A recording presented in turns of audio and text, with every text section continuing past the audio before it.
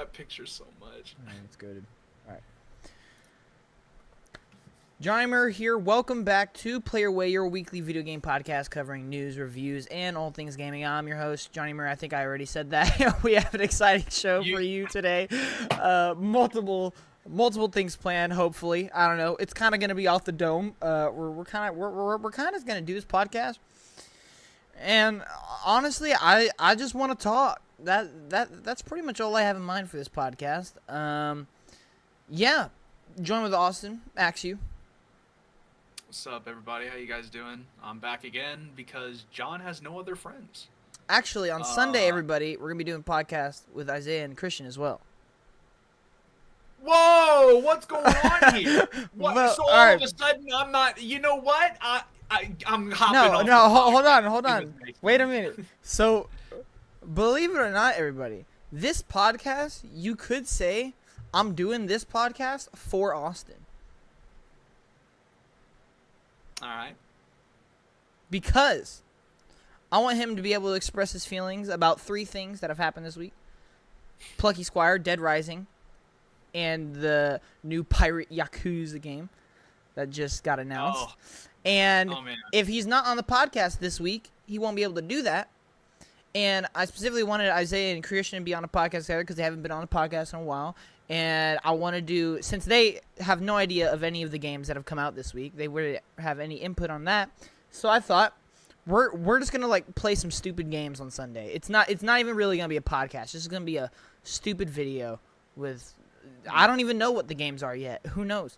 I might just do like a trivia with them both. I don't know, something like that. But yeah, so that's why we're gonna have 2 different things, and that's why Austin's here. So yeah, like I said, you could almost say this podcast is for Austin. Well, I appreciate it. I mean, like, I don't know. I mean, I appreciate it. I just like a lot of the things that have happened, especially the thing that happened today that I have, quite frankly, literally not stopped thinking about no matter how hard I try. Not like it's my second most anticipated game now, you know? No, it's probably not. It is. Really? Yeah.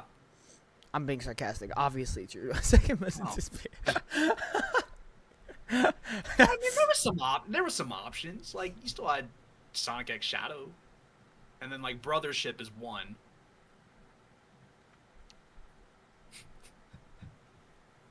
Listen, man, it ain't 1, but like it's up there, bro. Like, whatever, dude. We're here to talk on this podcast. We're just here to chill out. If we think of anything else, we'll talk about it. If we want to... I'm sure there's some news that happened that the week that we can touch on and stuff like that. Yeah, probably some more bad news. Actually, I do have a kind of an interesting segment we could do at the end. Set like our normal weekly weird topic that we're just going to conversate about. Yeah, that's a word. All right, anyway. So I guess let's just... I don't feel like there's even a reason to do tradition. What have we been playing? Because we've both been playing probably the same things, and that's our 2 topics that we're going to be talking about. So I feel like, boom, tradition. What have we been playing? All right, moving on to the next segment. Boom, there we go.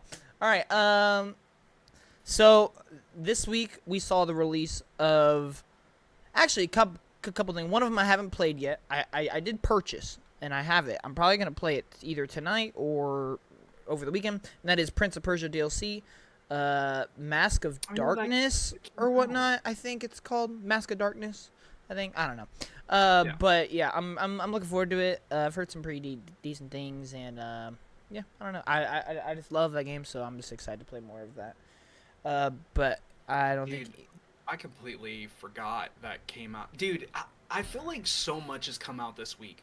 Like the Final Fantasy 16 port came out. I forgot God of War came out this week. Yeah. For the PC port. I forgot that.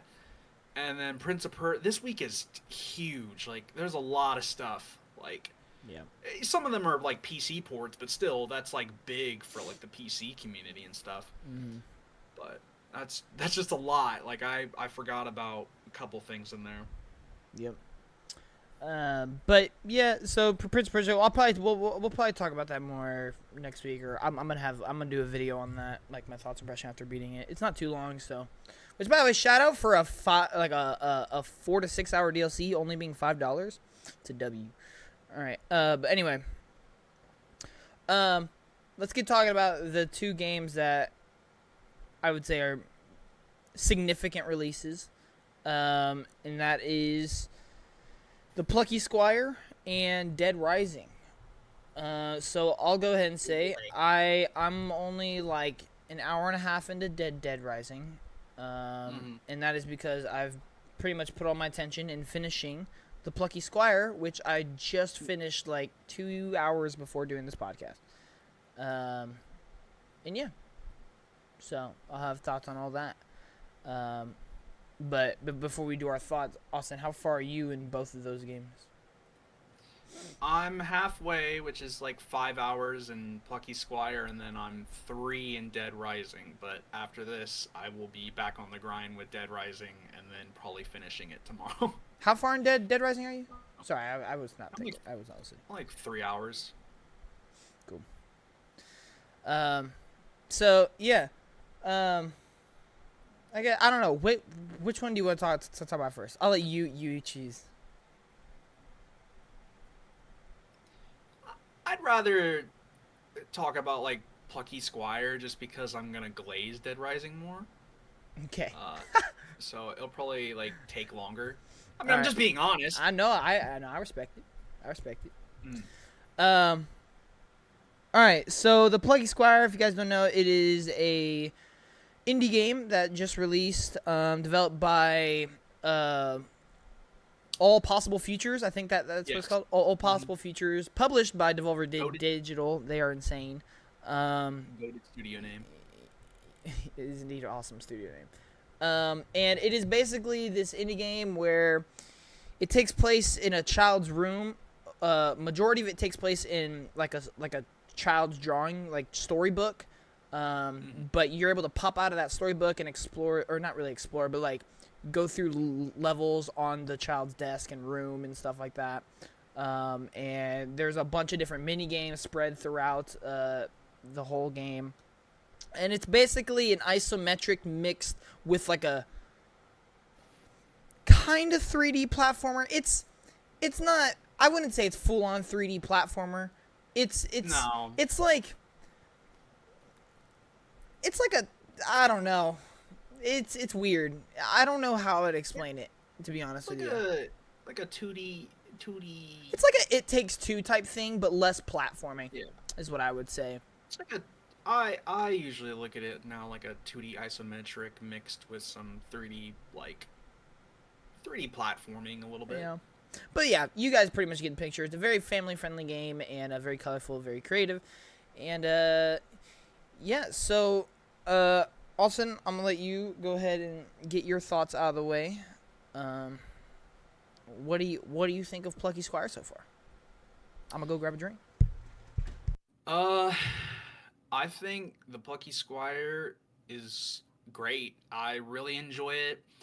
I like I always had a feeling it was gonna be, super creative and super fun. I pretty much said it from the beginning. I just feel like it looks really special, and I love how creative it is in just the ways that it does. Like I really hope we can get more games like the Plucky Squire where it like switches genres like mid-section within the game. I really like that that's an aspect at some point that you go from, the storybook to like your 2D kind of side scroller sometimes to 2D isometric to like a 3D platformer from time to time, which I think is really cool. Like it's really cool to see that. There's a lot of cool stuff. Like even the transitions I think are really nice. Like whenever you switch from 3D to 2D, you'll be in 3D and then you'll go through a portal and then you'll be on the wall and then you'll go across the wall to get on maybe like you can get upside down in some areas to go back to 3D. There's a lot of really cool aspects of it. But I really like it.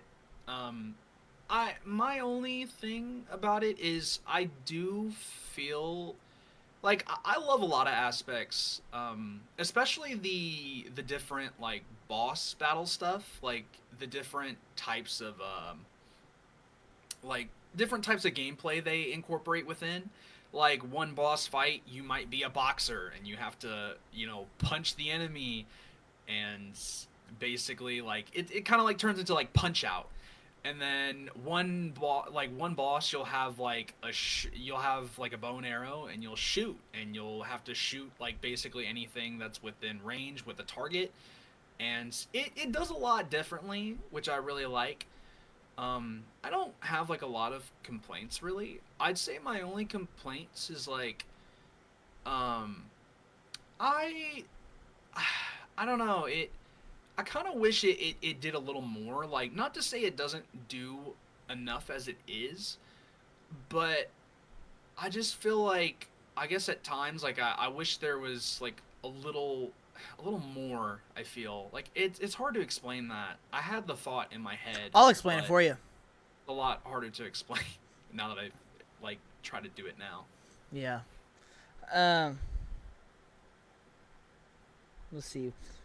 Where do I want to start from? So, I think Mine went so much, bro. yeah, dude. He always got that devious look on his Man, face. I've been wanting to talk about this game for a while. All right. Ever since I started playing it. So I think, yeah, my playthrough, I think, took about 8-9 hours, I think. It might have even went 10. And what I'll say is this game is like, it is so charming. It is so charming. Yeah. It is like, it's just a delight to look at. It's such a delight to just keep going forward and seeing the next page and seeing this new creative way that they're doing puzzles, or this new creative way they're doing storytelling. And it's just such an overall creative game, like Austin said. And I think I agree with Austin. I think we need more games like this as well, that just not only just does the whole genre bending thing, which I absolutely love as well. That is probably like my favorite part about the game, is the fact that there are so many different types of games within this game.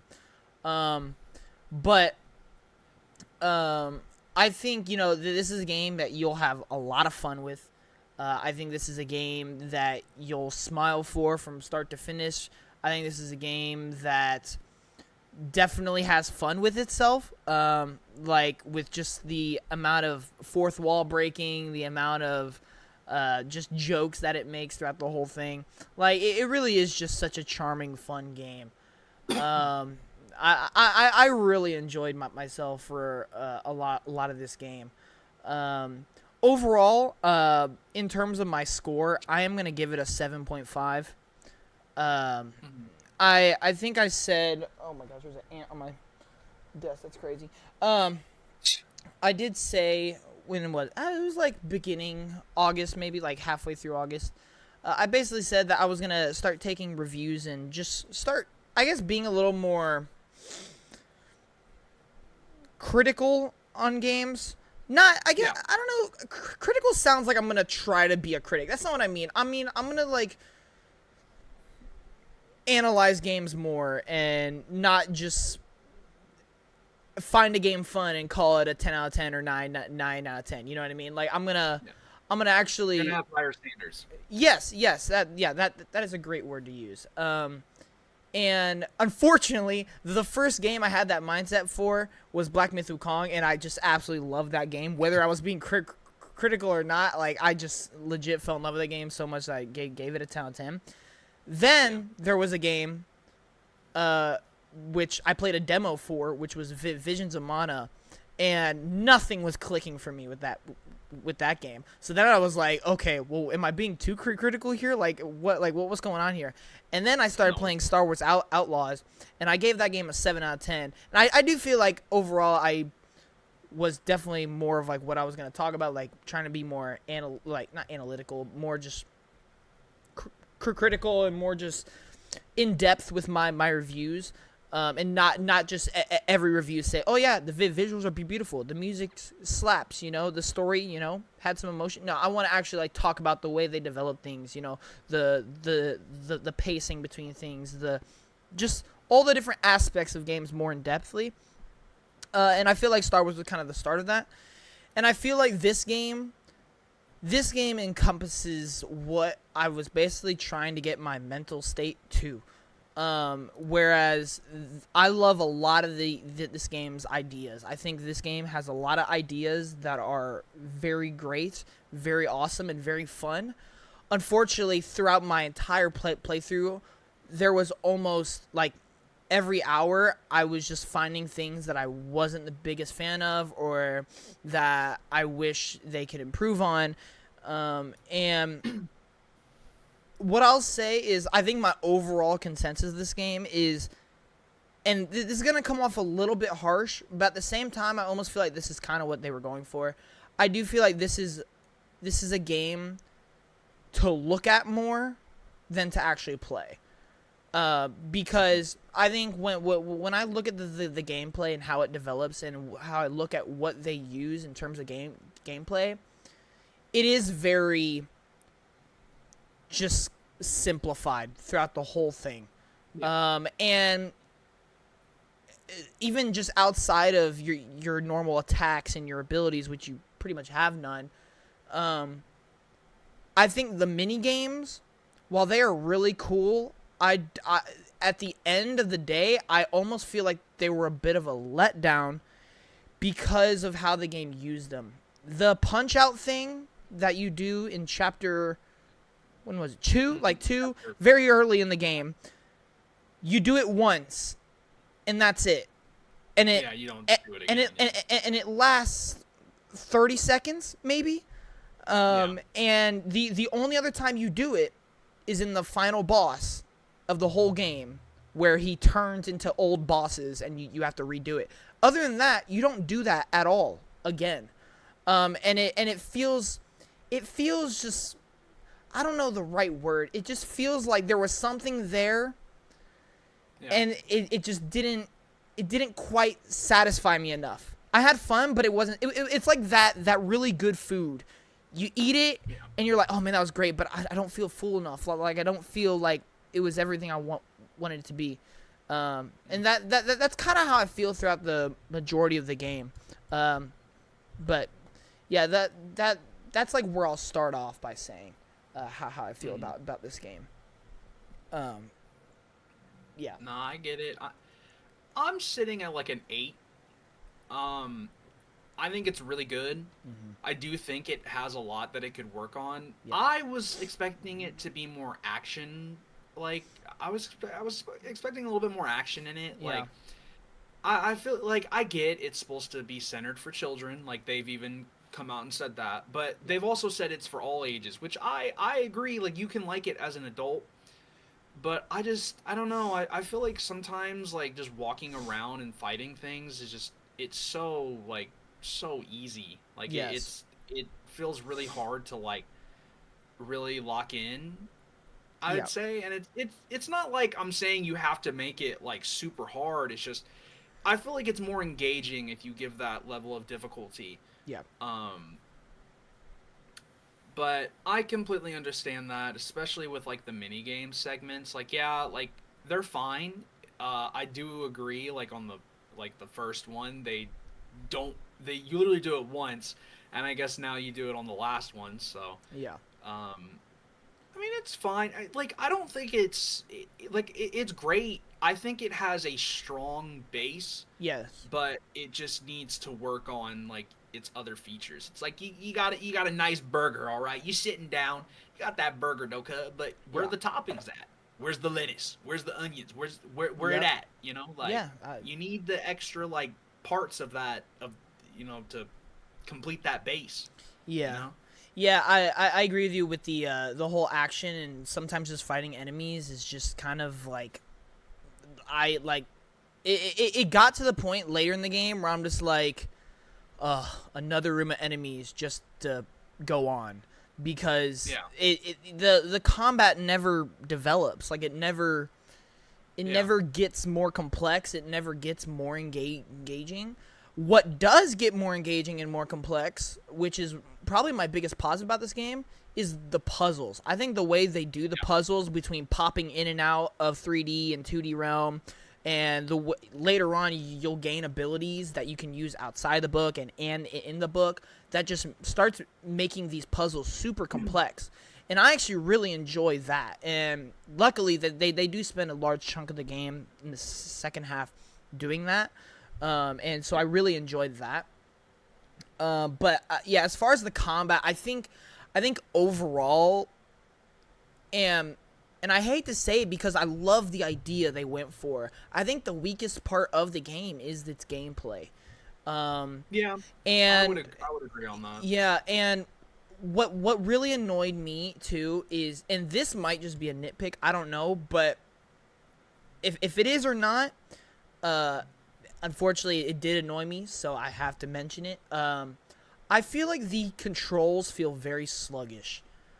Like when I'm in the not iso, I think the best controls are when you're in the isometric perspective, and just when you're in the normal 3D section.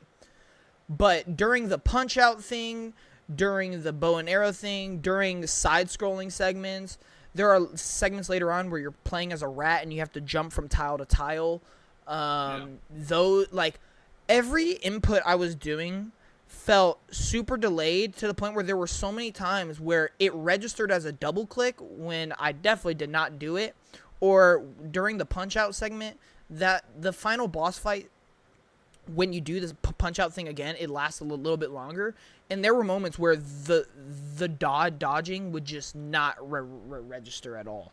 And it's not like I broke my controller or anything. It's the Astrobot controller. I literally just got it out the box. So, like, it's not the controller. And so, I don't know. For me, it just felt very sluggish, which took me out of a lot of the moments.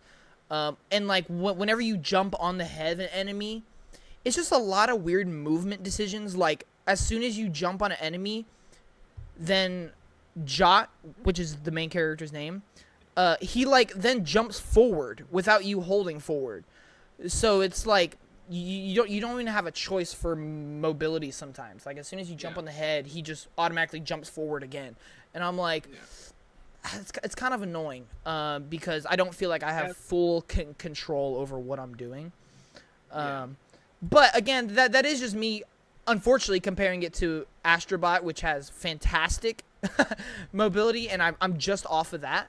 So that, like, I will give it the benefit of doubt there.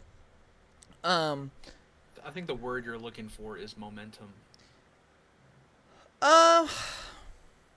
No, it's no. Not. Well, the reason I said it is because one of my issues is I don't like that, like, if you jump forward and you try holding back, you pretty much have to commit to, like, jumping forward. Yeah.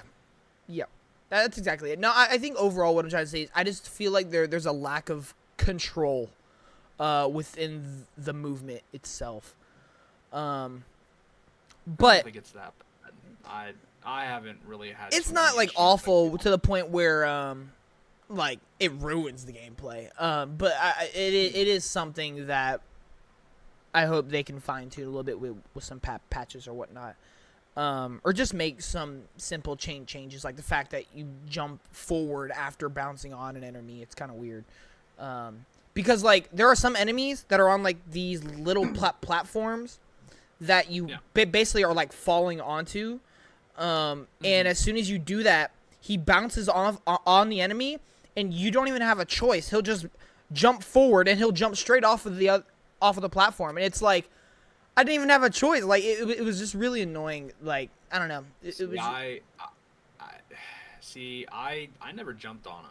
Like I just always landed on the side of them and then just slashed them. But what I do love about this game, outside of the genre bending that they do, the game's presentation is so awesome. Like, just the way cutscenes happen, it's just flipping pages, and the animations on the papers are just so smooth looking. They're so colorful. I love the art style. I love the narrator. The narrator low-key makes this game's story like 10 times better. Bro, the narrator is fantastic. Later on in the game, you start further exploring some characters, which I really enjoy. At the end of the game, I actually really enjoyed a lot of the characters in the game. And I did kind of get a little feeling of the feeling I felt in Super Mario RPG, where at the end it's like you get a good look at like your entire crew, your entire team, and they're all saying goodbye, not to like each other, but like to you, the player. It's like, thanks for playing, what a journey we just went on. And it's like, oh man, you know what, looking back at it, I enjoyed the journey with these characters.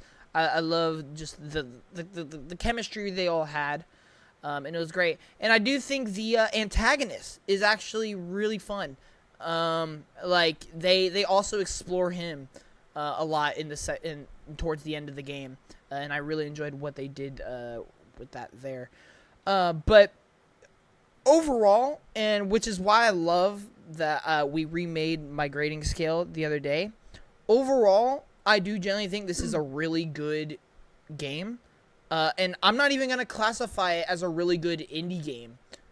If we're doing that, it's a fantastic indie game. But I think just overall, and where I look at it compared to just how I feel throughout the year and like would I play it again and stuff like that, I do think it's a really good game. It is a game I would recommend. But it's not a game I'm going to gush over, outside of I want the ideas in this game to carry on. Like I want this game to be inspiration for other games, because I think this game has a lot of great ideas. But yeah, that's pretty much how I feel about Plucky Squire. I'm gonna do a full review on the channel, guys. Just so you know. No, I completely get it, man. I mean, like I said before, I just feel like there's a lot of good ideas, but I still feel like some other aspects, especially the gameplay, could be tuned out a bit. I feel like there's a way to make the gameplay more fun for especially like older people, like teenagers to adults that play. And I understand, like, it seems it's more built like for children and stuff, which is fine. Like, I have no issue with that. But I don't know, I feel like the gameplay, I can agree, is probably like the weakest part. Which is a little sad, because I was like really anticipating, like, I guess when I thought about it, I was just thinking there was going to be more difficult, like there was going to be more action. But I feel like a lot of times it's just more of like exploring and walking around, which is fine. But I feel like if it's at the point where it's like you're just getting a tiny bit of action every few minutes, and then you're gonna go to a puzzle, I'm like, honestly, like, I'd rather you just not put it in at all. I was just about to say, I think they put a lot of things into this game and don't fully commit to any one of them. And I do agree. I almost kind of wish that they fully committed to the puzzles, because I think that's the most creative thing they have here. The puzzles with the mini games make the mini games more common, and flesh out and just use the puzzles as the main sorts of progression and advancement. But one more gripe, real quick. One more gripe I have. Why do we have to pause the game every, like, 45 seconds? You beat every enemy, the whole game has to pause, and there's like a cutscene to show a door closing or opening. As soon as you walk through a new room, it has to pause to show you something. As soon as you walk forward 10 steps, it pauses again. Like, it just, I feel like there's a lack of interactivity whenever those things happen. Like, there are just so many moments. I noticed it especially earlier on in the game, where it just, like, I'm like, all right, here we go. I'm ready. Oh, that looks fun. We're walking up to it. Oh, wait, pause real quick. Let me show you this thing. There were just a lot of unnecessary moments where it's like, hey, let me show you this thing that you are clearly going towards, but we're gonna stop you to show you it more clearly. I'm like, Yeah. I already knew that was there. That's where you told me to go. That's the only game. This game is linear. There's no other route. Like I'm going there. Yeah. You don't have to keep taking me out of the game to do that. But I do think that is where the kid-friendly part comes in, where they're trying to make it as simple and as easy to follow as possible. And so that I can kind of be okay with. But it was like something where I just noticed during my playthrough. I was like, man, I really wish you didn't keep stopping me all the time.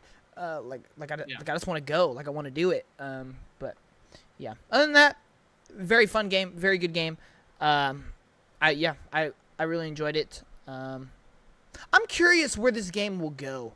Like I'm curious if there will be a sequel, spin-offs, or whatnot. I will say the way it ended, it kind of seemed like they were trying to do some like spin-offs or stuff. Like it's very interesting the way it ended. And yeah, I'm very curious what the studio is going to do next, because whatever they do next, I'll definitely be interested in for sure. Mm-hmm. I completely agree. Yep. Do you have anything else to add on Plucky Squire? I don't think so. I mean, I think it's really good, and if anyone is interested in it, I say give it a shot. You know, like just because we have our certain critiques doesn't mean that you won't like it. Yep. Like everyone is different. Everyone has different, things they like. So it is what it is. Yep. What was I just about to say? Oh yeah, it's available on PS Plus for any PS Plus owners. So if you want an easy access to that game, I mean, outside of Game Pass, there's no easier access than PS Plus. So make sure you go grab that, and it's only available this month, I believe. No, or is it in the cat catalog? No, it's in the cat catalog. So it's not timed to a month or whatnot. But yes, definitely go get that. It is also available on Xbox and Nintendo and Steam, I do believe. So multiple places to get it. Much everything. But let's get to Dead Rising. Now, I know you are going to probably talk way more about Dead Rising than I am. So I'll just go ahead and get my thoughts on at the way. Again, I'm only an hour and a half away, and this is coming from somebody who honestly remembers loving Dead Rising, but doesn't remember a lot of the things that happened in the game. I just remember playing the game. Yeah.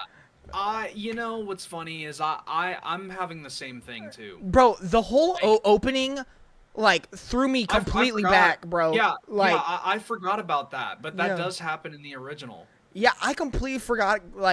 Honestly, I played it so long ago that I completely forgot about it. Where it was almost like experiencing it for the first time. It's not even just seeing it again jogged back a memory. I'm just I don't remember this at all. And so that opening was kind of oh man, that's kind of tough, bro. That's tough. Yeah. That's actually a really good opening. But anyway, yeah, so this is coming from somebody who pretty much vaguely remembers things that happen in the game, just clearly remembers the actual gameplay, which, let's be honest, is the best part about Dead Rising. It is, oh my gosh, it is so fun, dude. It, just grabbing a park bench and just wailing on a whole bunch of something, bro, it don't get better than that. It really don't. It really doesn't. Just finding the most random of items, like a scythe on the ground, and oh man, it's great. But overall, I'm thoroughly enjoying what I am playing of this game so far. I genuinely have no critiques right now. Granted, I'm only an hour and a half, so we'll see how pacing and all that plays out. But what I'll say is, and I think that this is important for a lot of games, is go in with actual expectations. And that is something that I've learned this year, is go in with actual expectations, because we've learned with multiple games like Stellar Blade, Black Myth Wukong, Astrobot. We've learned there are so many things that we want from a game that we think could happen, that, you know, then our opinion or the way we perceive the game is altered because of that. And for me, and the only reason I'm saying that is because for me, when I go into Dead Rising, my expectation is I just want super fun zombie gameplay. Mm-hmm. And that is exactly what it's doing for me right now. Like, it's just so fun. Like, I think the gameplay is remastered, quote unquote remastered, even though it's more like remade in my opinion, beautifully. It feels very polished so far. And yeah, I'm just loving everything about it right now.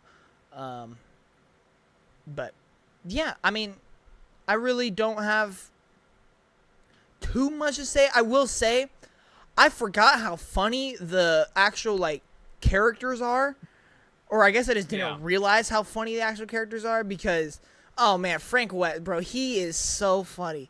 Oh my gosh, he's a pretty funny dude. Yeah, he is hilarious. Also, I didn't realize how naughty this game was. No, oh my goodness. I mean, it's not horrible, but I mean, it's a 2006 game. They were, you know. It's also Capcom, bro. Capcom. They're a little spicy. I know. I mean, both the main ladies, golly, I know. I'll take them both. Yeah, for sure. Yo, 1-1? I already know who you want. Yeah, I do want one specifically more than the other. Yeah, I know because I saw her in the trailer, but like seeing her playing the actual game, like, let me stop like simping. All right, let me be serious. I actually like, despite the way like or controversy of like how some of the characters look, I think some of them look phenomenal. I think like Isabel. Or it's Isabella. I can't remember if it's which one it is. But I think she looks amazing. I think she looks. Is that the blonde or the brunette? No. Jessie is the blonde one. Okay. And then that's the Puerto Rican chick. Yes. I think yes. she is. Yes. She looks gorgeous. She looks amazing. Oh, yeah. I think in the original, like, I also thought she looked good, but she has so much detail in this one that I really like. Jessie too. I think Jessie, she looks a lot better. I love her. Brad looks like Brad. He looks better. I know people are a little kind of like on the fence of Frank. I like the way Frank looks. I just think he looks a little like wide, I guess, like in some ways. Wait, like, who, Frank? His face. Frank? Yeah. Yeah, like, bro, okay, I was gonna ask, because I really don't remember. Was he so blocky? Like, bro is built. No. like literally. Bro's like, shoulders are like the Grand Canyon. Like, yeah, like literally pull up a picture of OG Frank and then like the new one. Like that was a little bit of controversy from people. They were like, they liked it, but they were like, it's like they overtuned him a little bit. Like, you know what it reminds me of? It looks like they Street Fighter 6'd him, bro. Yeah, I could see it. Yeah. Guest DLC coming soon, guaranteed. That'd be hype. That'd be cool, dude. Yeah. His taunts just takes pictures of you. This game visually is awesome, by the way. Dude, it visually is really good. When I talk about this, I'm gonna have a certain like view and take that I have. Man, I love it. Dead Rising just has a special place in my heart, and there's no franchise like it's definitely up there for me that I want to come back so bad, because it just has so much potential, and to see like some of the things, like even like experiencing some of these things again, It's just so awesome. Like, despite the fact that this game was made in 2006, like I feel like there's so much to love about it, even though it's so old. And I really hope that this game does well, to where we can get another one, because I think this is a sleeper pick, especially for like Capcom. Uh, it's currently my favorite Capcom game. Oh, bro, bro, oh, bro just hit the dead card right there. What's the oh, what's the contention looking like? Resident Evil 4. Ooh. I felt that. I felt that in my heart right there. I felt that in my heart. What is my favorite Capcom? Hang on, wait, that's a great question. Like, I think Resident Evil 4 is better. I love Dead I've Rising, come to the man. conclusion and the acceptance. I might be the world's biggest Capcom glazer, because, bro, I mean, can't. Power to you, man. Like, you might as well, like, you'd be more respected for saying that you're the biggest Capcom glazer than an Xbox glazer. Hey, like, bro, I'll take Capcom it. deserves it, bro. Like, they just have. So my top 50 list, I have DMC5, RE3, RE4, RE2, all like right next to each other. So I need to decide which one I like better. Mm-hmm.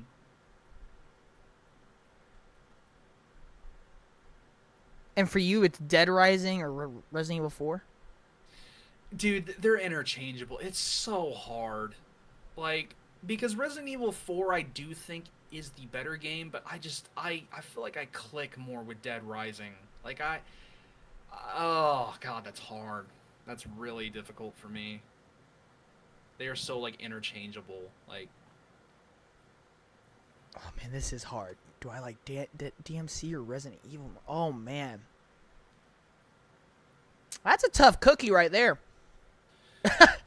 yeah, that is a tough cookie. that's a tough pill to swallow. It sure is. But oh man, that's how Capcom is, bro. They just so many bangers. They make good games, bro. They just sure. can't stop. That's why I'm so hopeful for Pragmata now. Like, after playing this, like, Yeah. I'm gonna go ahead and say it. I'm just gonna go ahead and just give how I feel within the 3 hours and a score. Okay.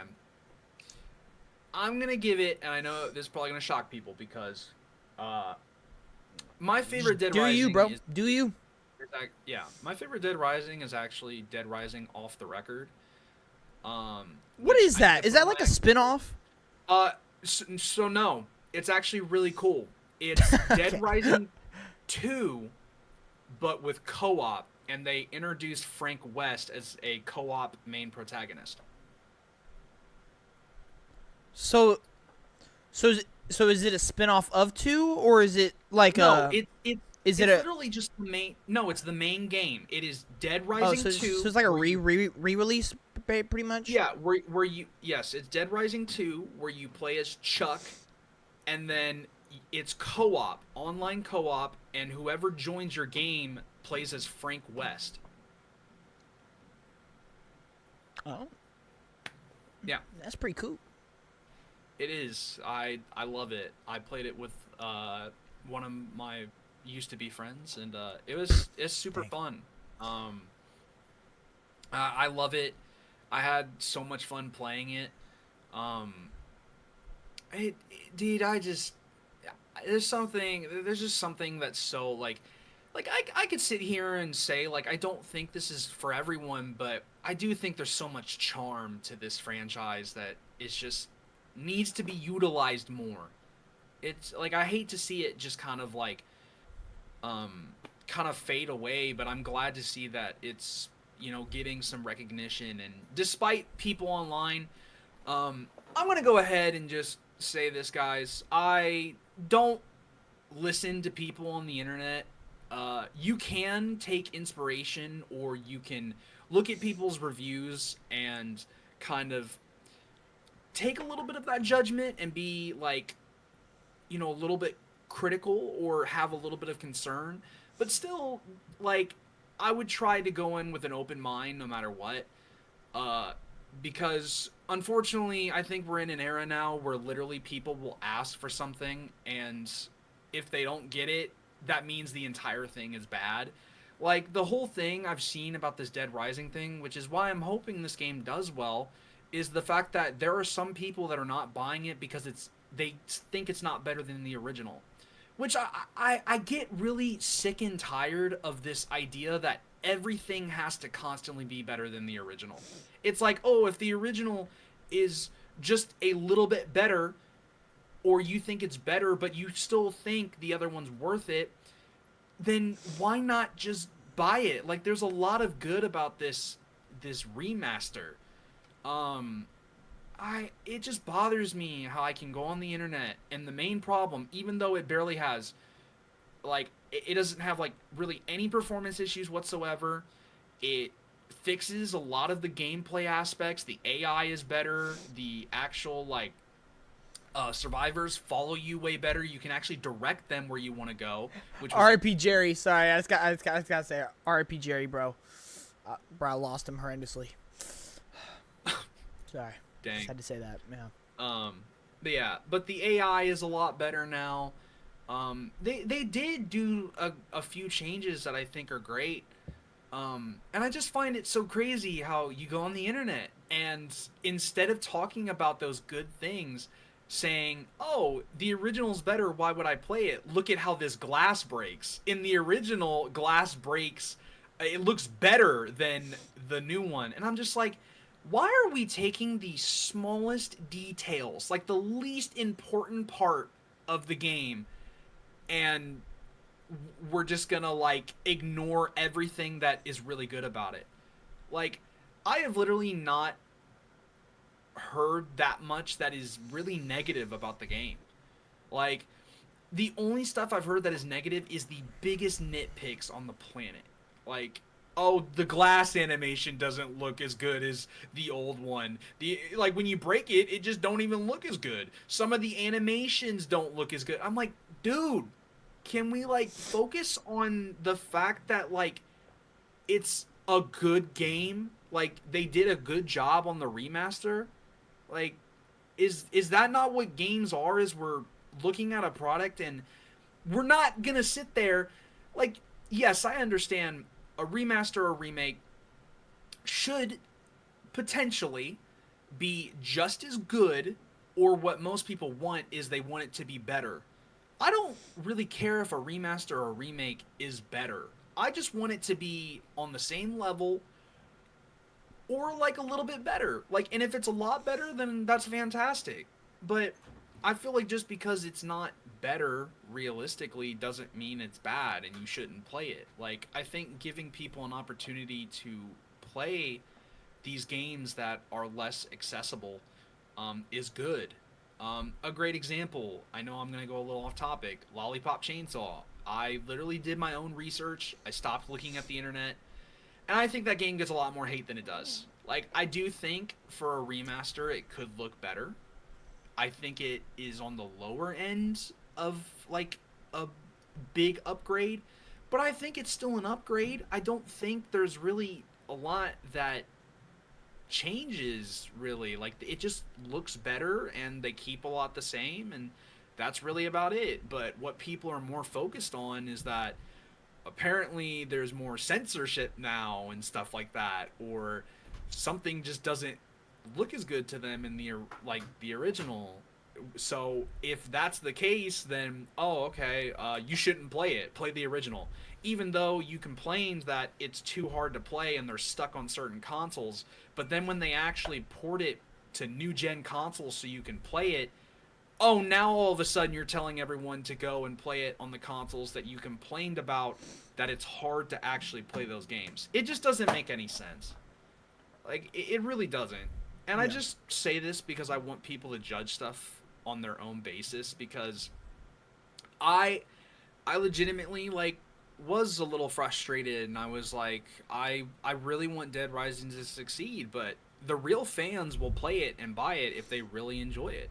And the fake ones are going to ignore it because they're fake. They don't want the franchise or games to succeed, if they're not gonna buy it. Like, if people are gonna tell you it's good, it has good scores, you can have people tell you that it's a great game, and all you care about is that animations don't look as good, something is it's not as good as the original. You're a fake fan. That's all I'm gonna say. Like, you literally don't care about the franchise. You could care less about it.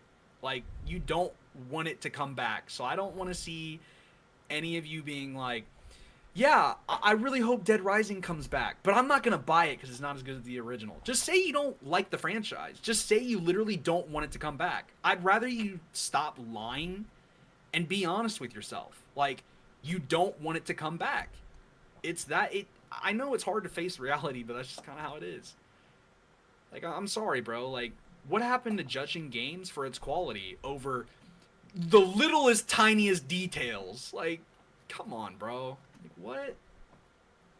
I would agree with It's that. just I Yeah, bro, Frank's voice actor's not the same. Not buying it. Bro, the voice actor, we don't even know his details, bro. He may not have wanted to voice act in the game. The game came out in 2006. It's been, that'd be, 18 years. yeah, 18. I was about to say it. Yeah, that'd be 18 years, bro. You really think the main voice actor is gonna want to come back and voice after 18 years? That's not always like a guarantee. But the fact that people were already immediately sold, like, not gonna buy it because of that, I'm just like, you're a fake fan. You don't care. Like, you just want everything to be like the original and perfect. Not everything can be perfect. Like, and that brings me to my next point. Like, I don't think this remaster is perfect. I'm at a 9 right now for it. And the only reason I'm at a 9 is because I do think this should be more of a remake. And I think visually this game feels more like a remake, but I do think there should be some added features. Like, I think for this game being a 2006 game, I do think now that it looks so good, I think some things feel a little off. Like, I feel like now that we're in 2024, looking at some of these cutscenes again, I feel like they make a lot of sense in 2006. But now that we're like in this year and like this generation, I just feel like there's some things that should change. Which is why I really want another Dead Rising. I feel like seeing a Dead Rising in this generation would be so much more different. Um, but that's really one of my only complaints with this is I just feel like they did so good at improving the character models, the actual look of the game. I feel like it just doesn't translate as well to the fact that it's a 2006 game.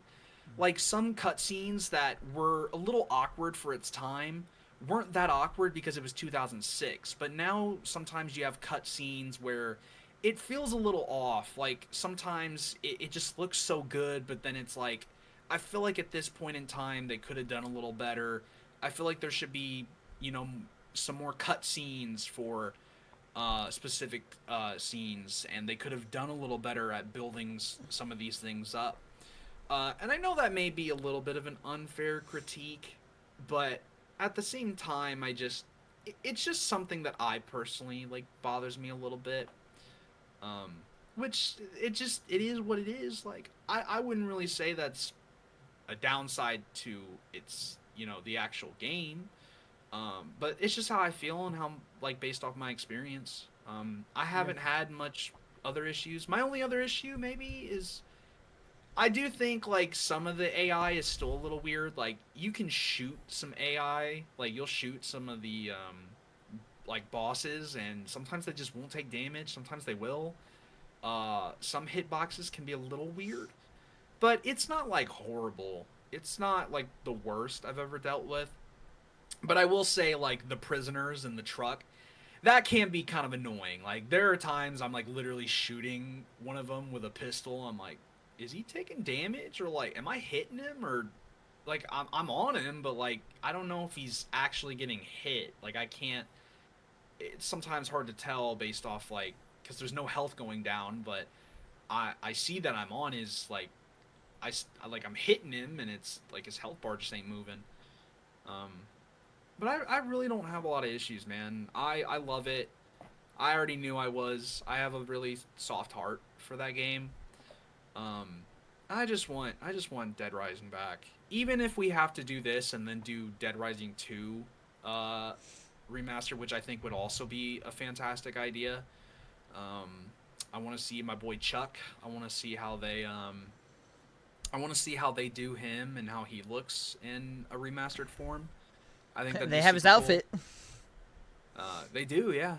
Um, oh yeah, they actually do. That's so true. I have to fully look at that. Like I've seen it, but I have to play as him and like fully. By the way, I'm with. Or I guess I'm not with you. You technically have something different. I like Dead Rising 2 is my favorite as well.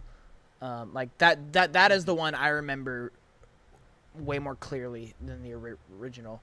But I also like the fact that you're able to like combine weapons and stuff. That's pretty cool. Yeah. But what I will say for couple things in terms of like just the remaster conversation and then the controversy conversation. In terms of a remaster, I think this game. I think what you said is very very good in the terms of I don't feel like they added too much to the game. Like I don't feel like they didn't add any new features. Really, they didn't really add much. The biggest one I could think of that I've heard of is that you're able to walk while aiming now, which is really cool. Yeah. I like that. That is You definitely wouldn't be able to do that. yeah. That is a huge like pro right there.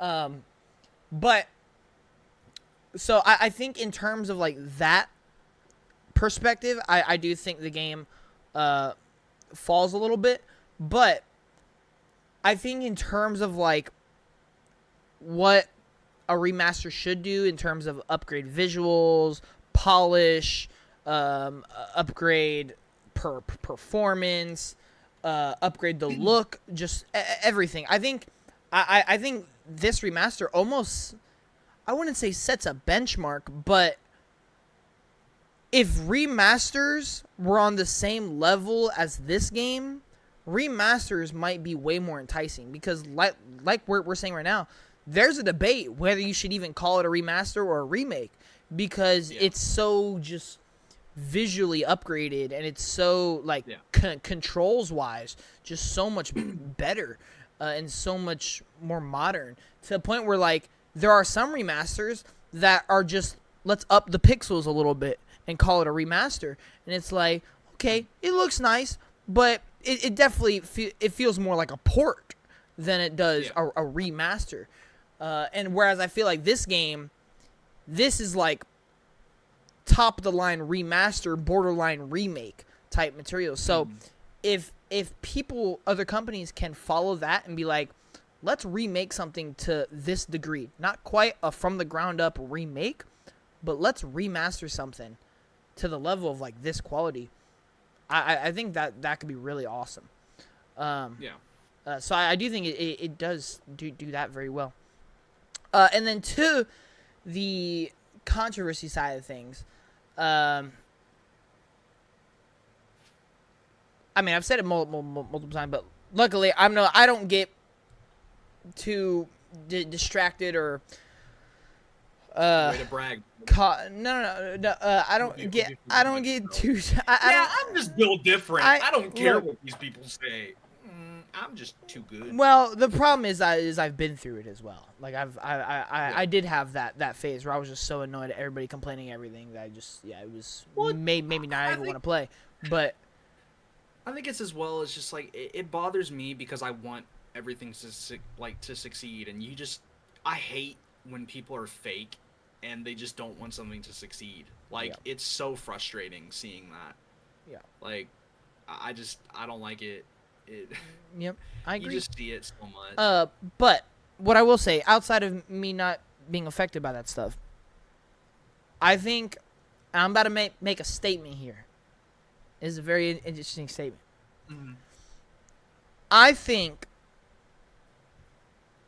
nostalgia is the weakest and strongest part about games, bro. Okay. All right, I thought you were about to just say weakest, and I'm like, I am out of here. Okay, It was not going. listen. I think nostalgia can be the weakest or the strongest part about like some games, specifically remasters or remakes, because in the terms of like, what's a good example? I would say in terms of like something like Pokemon Snap, you know, that game is the only other game in that series is so old, and the newer game is completely different, but it still has the same feeling. It's like that nostalgia is so like just specific and special to that game specifically, that if you do it a certain way, you do it right. But then nostalgia could also be used against it in something of like, let's say if they decide to remaster Black Ops 2 and made it, let's say, like more modern Call of Duty, right? You're going to take away that nostalgia factor. And I do feel like there are certain games where when it comes to like critics reviews or when it comes to just audiences reviews, I almost feel like nostalgia can be blinding of a game's quality at times. Like there are so many people who say, "Oh, the original is so many better for X, Y, and Z game." Like I'm not just talking about Dead. I'm just talking games in general. There are so many people who are like, "Ah, the original's a bit better." Okay, why? And they don't really know how to answer sometimes. They're like, just because, for the time it came out and everything, it was just a whole different thing. I'm like, okay, so it's not better. Because at the end of the day, there's better visuals, there's better performance, there's better polish, there's deeper systems, there's more content. Like, sometimes people say the original's better just because of nostalgia. And I feel like when in terms of your specific conversation of you want people to like a certain thing or you want certain things to succeed, sometimes nostalgia can be blinding of that, where because of nostalgia people want something, but then when they actually get it, they're like, but it's not exactly how I remember it because of nostalgia. Like, for me, I have nostalgia for Pokemon Snap, for other things like off the top of my head, can't exactly think of anything like I don't know. I can't think. Pokemon Snap's the big one for me. I have nostalgia for the original, but the new game is just 10 times that game, but it does nothing different. It's still the same as that game, just more levels, better visuals, better music. Everything about that game is better, except some people will still say the original's better just because of nostalgia. When I don't think sometimes that's true, and I'm not just talking about Pokemon Snap. I'm talking about a lot of things that go for remakes. Final Fantasy VII's a great example. There's a huge debate whether what's better, the remake or the original, and like the only difference is that one's turn-based and one's not, and then the fact that there's nostalgia and there's not. There's just some modern perspective. So Final Fantasy is a little different. There is some rapid changes between like the remake and there is. Like, I don't know. Like I've had a debate before, like on Resident Evil 4. Like someone told me they thought RE4 the OG was better, and I was like, yeah, that is a great example. It's like how though? Like, how? I mean, like I I didn't get to hear his reasoning, which is what I wish I would have heard. But like I've heard the GameCube version is amazing. I mean, I've heard it's 94. amazing. Yeah. So there's a reason it needed a remake. The only argument I can really see for like examples like that is just the argument of, oh well, at the time that it came out with the technology you had to use, you know, it was so much better for that time. That's the only like argument I could see sometimes for certain games. So, but like even then, it's like, yeah, well, we're not in that year, buddy. We're in 2024. You know, like, Well, yeah. you know, I mean, I'd be okay with it if you can just separate the two. Like, if you're gonna yes, be that if you're gonna yes, be that critical, then be like, I like this one more because I think for its era it made more sense and I enjoyed it.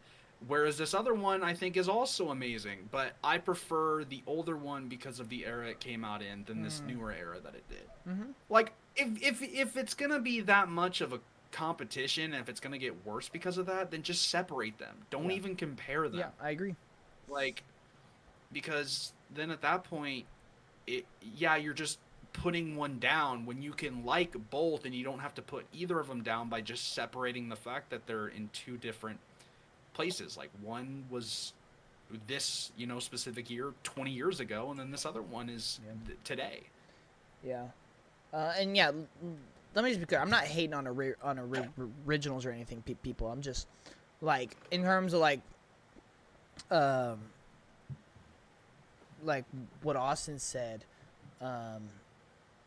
It's like let's stop complaining about certain things and just why can't we just judge a game off of its quality rather than it's minor differences and whatnot. I do feel, unfortunately, a lot of that comes to because sometimes nostalgia is just very blinding. Yeah. Hey, man, great example. Dragon Age. Once again. Oh, boy. Character creator. See, now okay. You can't make them absolutely thick. Game's terrible. Like, what? First of all, y'all are down bad, which, like, it's fine. Like, there's nothing wrong with being down bad, but like if you're gonna say a game is bad because the character creator, you can't like make your character like thick. That is a conversation I want to have about Dragon Age. That is a conversation. But yeah. Do you have anything else to add about Dead Rising before we move on?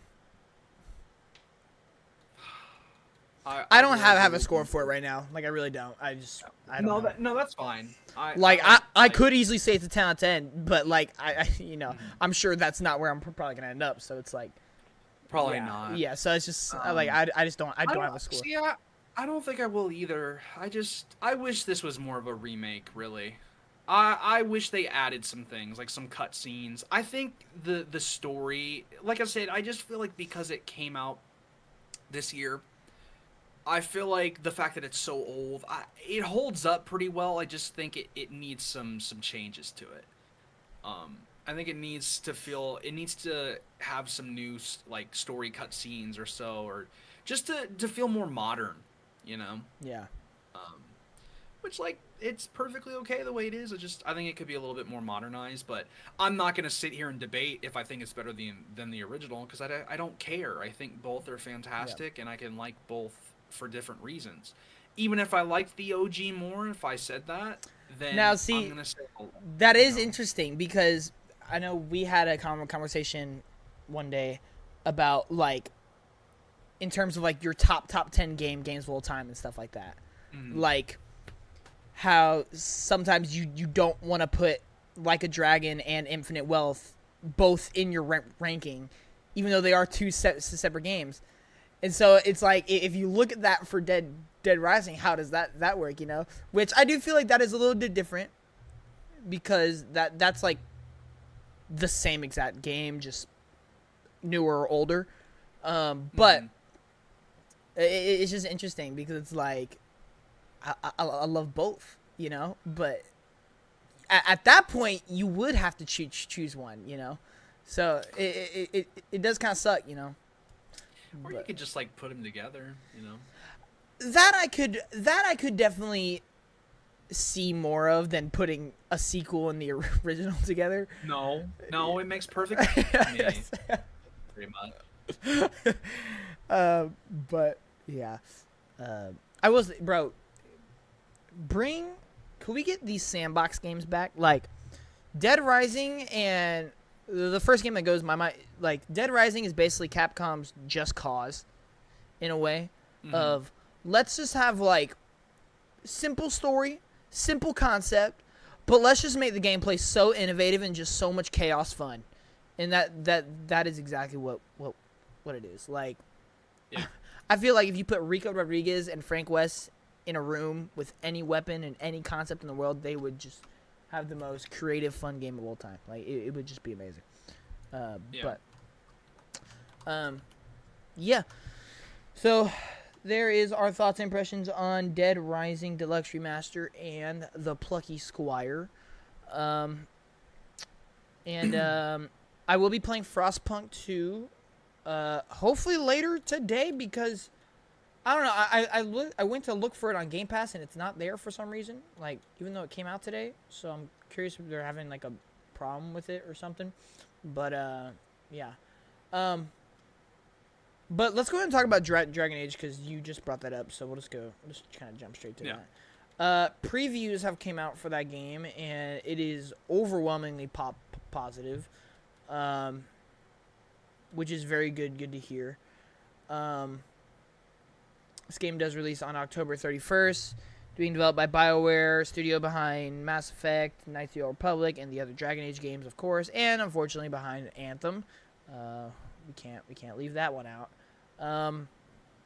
But yeah, Dragon Age the Veilguard, has been a lot of previews, a lot of influencers, a lot of outlets, critics have gotten their hands on it.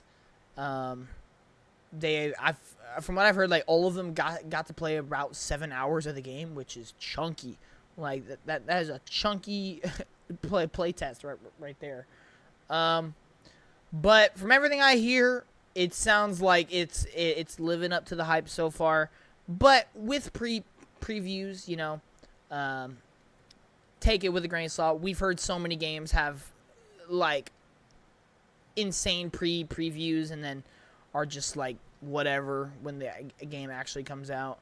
I mean, the biggest one, which I feel like is at the top of everyone's mind now forever, Redfall had like amazing previews and then was like Xbox's biggest flop in a long time.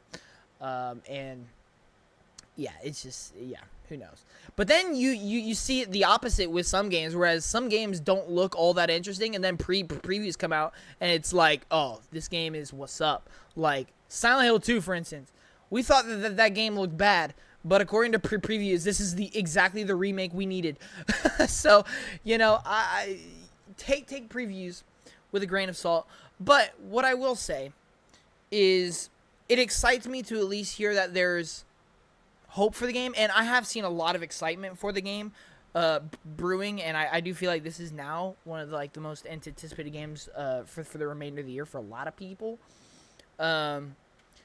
And I hear a lot of Dragon Age fans specifically saying that this is everything like they've wanted. And what's so interesting, because I almost feel like this game has had the opposite of what we're used to this year. This game started out with a lot of complaints about, oh, the art style is different. Oh, it's not dark enough. Stuff like that. But now I feel like the more we've seen and the more people have talked about it, I almost feel like that complaint has kind of faded out. Like, I haven't really heard anybody complain about that anymore. I think, yeah, the only complaints I've heard now is just the character creation stuff. But yeah, outside of that, everyone seems to be glowing about it. You are locked in on something. What are you locked in on over there? Nothing. I'm just doing some research, bro. I was trying to figure something out. I was still on the Dead Rising thing. I was like, what would I want the perfect Dead Rising to be if it came back? And I just thought, just do it, man. Just give me Dead Rising. But like, give me like the main protagonist from 1, 2, and 3. Just put them all in the same place. Get good old Frank, good old Chuck, and then I don't remember the main protagonist in 3. I don't remember him. Yo, Mr. Jeffries in the chat. Oh God, Aiden. Is that him? Yeah, that's Aiden. Yeah. Mr. Jeffries. I see. He says, Nice, Aiden. We're still recycling the same joke you've recycled like 8,000 times. "Oh, I see. I see. Wow, that's a low blow. It's a low blow right there." Yeah, I hear it too much. It definitely doesn't annoy me, you know. Yeah. Dang, that's tough. That's a low blow. Um. Well, it is what it is. What do you? Did you have anything to say about Dragon Age? I think this game's been overhated ever since it got shown. Um, I just think it's ridiculous. Like, once again, like, yeah, if you don't think it looks as good visually, that's fine. But to just say it's bad, you're stupid. Like, it's just so dumb. How that's just how it is. We're gonna take one aspect, one only, whenever we haven't seen like a lot of like the rest of it. And now that they've shown more, like it's honestly turned around. It went from, in my opinion, what I think a lot of people thought was going to be like DOA, like Dead on Arrival. And now I think it's quite the opposite. I think it's going to do very well because the reception for it's been very good. Um, the only thing that it sounds like people really complain about at this rate is like like visual aspects. Which they kind of don't anymore, except for one area, because of the simps. And then like I don't like if you're not into the certain gameplay they switched it to, but I'm sorry, bro. I'll take this gameplay over whatever was in Inquisition, bro. Yeah, Like for sure. I don't care. Like For sure. I've seen a tiny bit of Inquisition. I like this way more. Yeah, I completely agree. And that brings me to my next point I want to talk about, and just we're gonna have a little bit of an interesting conversation here. Might get into a little bit of a debate here. Might hit a little. I don't know what I'm trying to do. All right. Anyway. I don't know what you're doing. Yeah, I don't know. But anyway, what I'm gonna say, I brought this point up on Twitter, kind of with Jordan. Not, oh no, I think it might have been over text. But as soon as the preview started coming out, Jordan texted me and started showing me a bunch of like the previews, and I was like, oh yeah, I've been seeing a bunch of praise over Twitter and everything. And then I tweeted, I'm like, yo, I'm so ready to play this. Like it's sounding great. But I told Jordan, I'm like, unfortunately, I can't really glaze this game. because unlike something like Astrobot or Planet Coaster 2, I don't really know what to expect because I know very little about Dragon Age, and I don't even know if I'll like this game. Like I really don't know. Like this is a game where I'm kind of just going into blind because I think it looks interesting and just because that's just what I get excited for. And Jordan basically said, so yeah, he's like, I completely agree. I feel like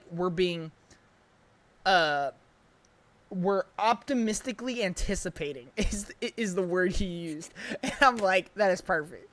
That's perfect. Because I mean, I think you could glaze it. I mean, BioWare. I mean, but that's the problem. Like yeah, that's yeah, they've been on like a whatever streak, but they have that potential, you know. Oh yeah, something amazing for sure. But I told him, and I'm pretty sure I brought this up in a previous podcast. I'm not the biggest Dragon Age fan. Like I said, I know pretty much nothing about it. The reason I'm excited for it, and the reason why it is outside Planet Coaster, my most anticipated game for the rest of the year, is just because how good I think it looks. It has nothing to do with, oh, it has my favorite character. It's a sequel to one of my favorite things. It's from one of my favorite studios. It has nothing to do with that. It's just genuinely, off of what I've seen, I think this is a game that looks like it's what I want an RPG to be, what I want like EA to be doing. Like it just looks right for me. Mm-hmm. And I think that is what's so good because and I've come to this realization.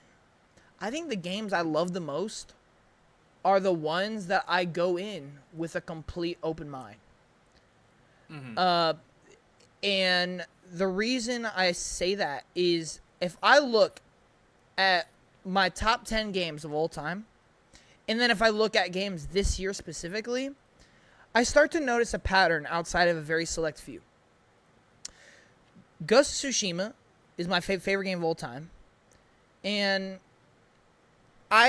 that was like the first game I ever tried of like anything similar to Ghost of Tsushima. It was literally the game where I decided, you know what, I'm going to just play for the heck of playing it. I have no idea what it is, no idea who it's from. I didn't even pay attention to studios or anything. I didn't even know it was a PlayStation game going into it. Like, I literally just saw it at the Game Awards. I was like, that sounds like a game that I've never tried before. I'm like, Japanese, yup, samurai, nope, I've never played. I'm used to Fortnite and Titanfall and stuff like that.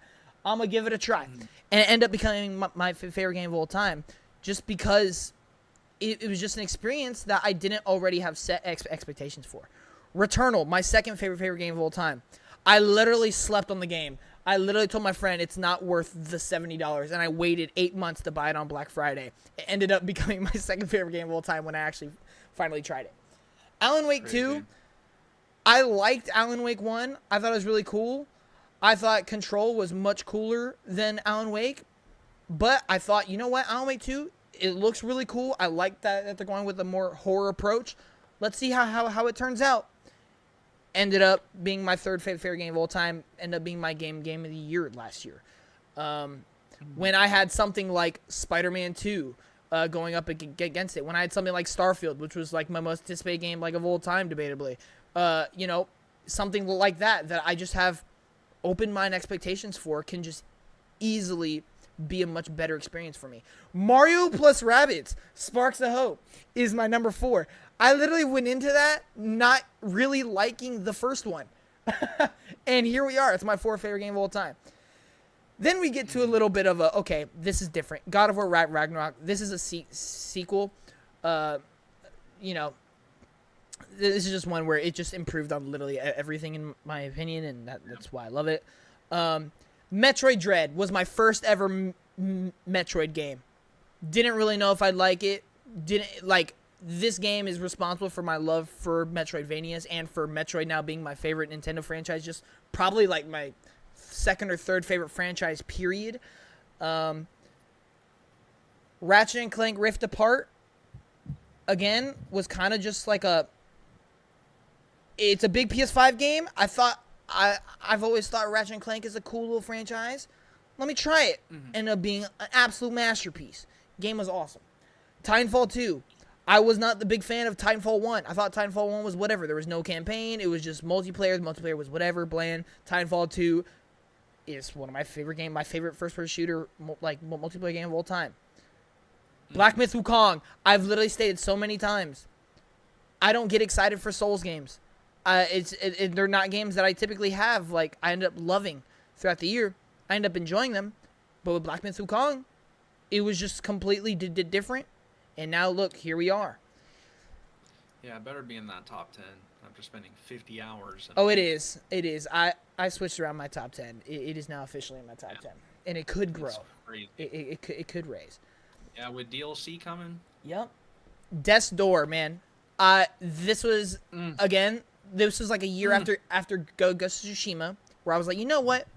It just looks like a game that I've never tried messing with. It just... I'm going to try it. And this was also the start of like, you know what? I don't play indie games. I'm going to just try it. I saw this one. I'm like, you know what? That looks cool. I'll try it. Death's Door. It's my favorite indie game of all time now. You know?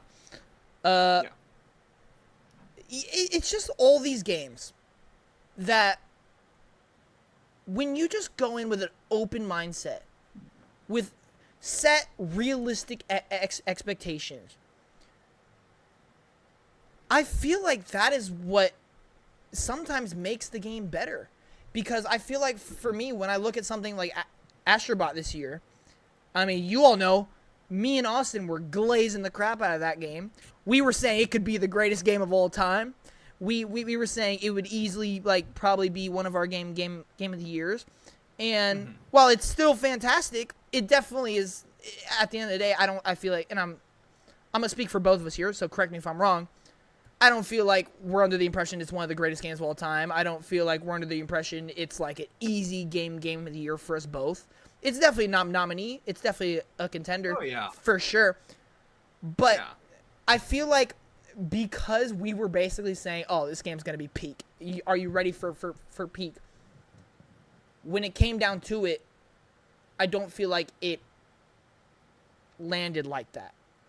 And then same thing, I would say, I mean, maybe even for Plucky Squire, I could even make the argument for Star Wars Outlaws for me. You know, Visions of Mana, I was the biggest glazer for that game, and I ended up hating it. So I knew it, bro. I was like, you are. The visuals look so good, Dude, and then I'm like, yeah. I can't wait till he actually plays it, because he's gonna be like, oh, a Square Enix JRPG that isn't Final Fantasy. Yeah, pretty much. And so what I'm basically trying to make here, and the point, and I'm gonna call Austin out here a little bit. Whoa! Yeah, whoa. Whoa. Yeah. Whoa. Put those hands up, What did sir. I do? Hands up. What do you say F me for, man? Like, what did I do? Outside. Wait. What am I? Hang on. Let me make sure I'm wearing this correctly. There are certain games I can 100% agree with, and I don't blame you for. But saying everything's gonna be peak before it comes out, as not the right mindset. Let a man dry. Let a man dream. Dry? Let a man sorry. dry. I almost said drive. Let a man dream, bro. Hey. Optimistically anticipating. I love that word. That sounds so stupid. I love it. I love it. Optimistic. That sounds so dumb. Oh, it's funny. But It is funny. all right. Nah. I don't know. Let a man dream, bro. All jokes Like, aside, come I'm just Like, we all know- I'm just pulling Austin's leg. But Yeah. like we all know the next 3D Mario is gonna be peak. right. Yeah, okay, and what I was going to do is that there are some games you can make exception for. You love Dead Rising. So like you saying like I got to go play peak, you know, before you even start playing it. That makes sense. Like that's obvious. But and I think the part where I really noticed it the most was when you were over here playing Astrobot with me. Anytime I made somewhat of a critique or complaint about Astrobot, you were like, I don't know, man. It's still a 10 out of 10 for me. This game's absolute peak. Even when I dropped you off at your house, I'm like, I'm going to have to really think if I like Ratchet and Clank more. And you're like, oh, no. 10 out of 10. Easy, bro. Like, and when you do your review, it better be a 10 out of 10. I'm like, I don't know, bro. I feel like you're a little, I don't know. You're a little blinded by the hype. That's what I'll say. Yeah, listen, man. And then now here you are. Just because I was glazing too much, you have people that like glaze like super hard, but then you got to realize nope, I'm not saying that. But the gears were turning, and then I was like, you got to stop. I don't know, man. Wait, what? Gears? Just go. Just continue. Who cares? Like, the gears turning in your head. Like, the cogs turning. Have you ever heard that, phrase? Oh, I thought you were talking about Gears of War. I'm like, where did this come from? Bro. Yeah. You said gears returning, and I just thought of the gears that's returning. I said... Yeah, the gears are turning. Yeah, I know. Why would I talk about Gears of War when I literally don't know anything about it? I don't know. All right, move on. Bro's a Gears of War glazer. He heard Gears and returning, and he was like, or turning, and he's like, oh my god, Gears of War. Oh I questioned you. I'm like, what? I didn't. What are you talking about? It's all right. We get you're excited for the next game. It's all right. Yeah. You just be honest with yourself. I'm excited. You don't gotta. I'm excited. Sit there and. I ain't gonna say it's gonna be peak. Low key. But here we go. That game. After that trailer, okay, that trailer was peak. There you go. And potentially that game could be peak. It could be. It could be. So, and also when I say peak, like peak doesn't have to be like literally like everything's perfect. I just love saying it because when I say peak, it's more of like I think I'm gonna have one of the best experiences playing something. Yeah. That's basically like how I feel. I feel that. I completely forgot what just happened. Yeah, I don't even know. You were on some channel before I brought up Gears. I don't know something. Oh, because I was talking about how you were like just kept saying 10 out of 10 for Astrobot, even though now you don't feel like that. I think it just comes down to. Yeah, it's like a which I'm guilty of this too. By the way, I'm not gonna say I'm perfect over here. Just hype can be blinding. It really can. Well, yeah. And recency can also be very blinding. That's why the Game Awards are rigged. Because, oh my God, look, let me tell you, I was listening to an IGN podcast the other day, and for some reason they started talking about voting for last year's Game Awards, and one of the guys literally says, when I submitted my picks, I completely forgot about this one game that I was gonna nominate, but he still submitted it, even though. Yeah, I think it was. What game was? Oh, it was Star Wars Jedi Survivor. He was like, for action adventure game. They were talking about action adventure games. He was like, yeah, when I was filling out my nominees for action adventure, I ended up I wrote down the action adventure games that I enjoyed, and I submitted it, and then I realized that I forgot about Jedi Survivor. I'm like, this is why you do research, and that is why this is so stupid. No. That just means he's fake. Because if you really cared about it, why would you forget it? Yeah, but that's going to show everybody. The Game Awards is literally people are sent out a ballot, and they write down their 6 games that they had the most fun with, and that might be the top at the top of their mind at the moment. Because, and then that's why you see a lot of games that come out in October and November get glazed at the Game Awards because they're at the top of everyone's mind. That's why, God of War won all the awards except Game of the Year. Like Elden Ring took that because God of War was at the top of everyone's mind, and so they were like, God of War, it won that award, it won that one. All right, now Game of the Year. All right, let me actually think here. Elden Ring. Yeah. It's like but. Yeah, sorry. I just thought I'd bring that up because I heard that the other day. I'm like, what a joke. What an actual joke. Like, oh, I forgot about that game. Oh well. Yeah. Oh, that's I really wish stupid. I would have put it though, but like, I didn't care about it enough because I would have put it if if I really did. Yeah. Well, I think it deserves to be there. I just forgot about it. It's terrible. That's terrible. All right, but anyway, yeah, back to I think hype can be over blinding. Sometimes, and recency can be blinding. See, I think that's what happened with me and Infinite Wealth. Despite me loving it, I do think I overhyped it a lot for myself, which I still think it's fantastic. I love it, but I will say it has flaws. But I was expecting literal peak, like I was like, this is gonna be like just the definitive best, and I don't even know if I can say that. Like, I think it's up there. Like, I think it's definitely like potentially like top 3, I'd say, but I think you could argue like 2 other ones are probably better, but it's just hard whenever you enjoy something so much. No, I get it, bro. I'm guilty of it too. Overhyping something and then like you don't really know how you feel sometimes until like a month or 2 afterwards, or even like longer than that. Like, what's a great example for me? I would say a good oh my gosh, excuse me. I would say a good example is in one direction. I would say Dying There's 5 Light members. Light 2. Dying Light 2. What did you say? Wait, what? Nothing.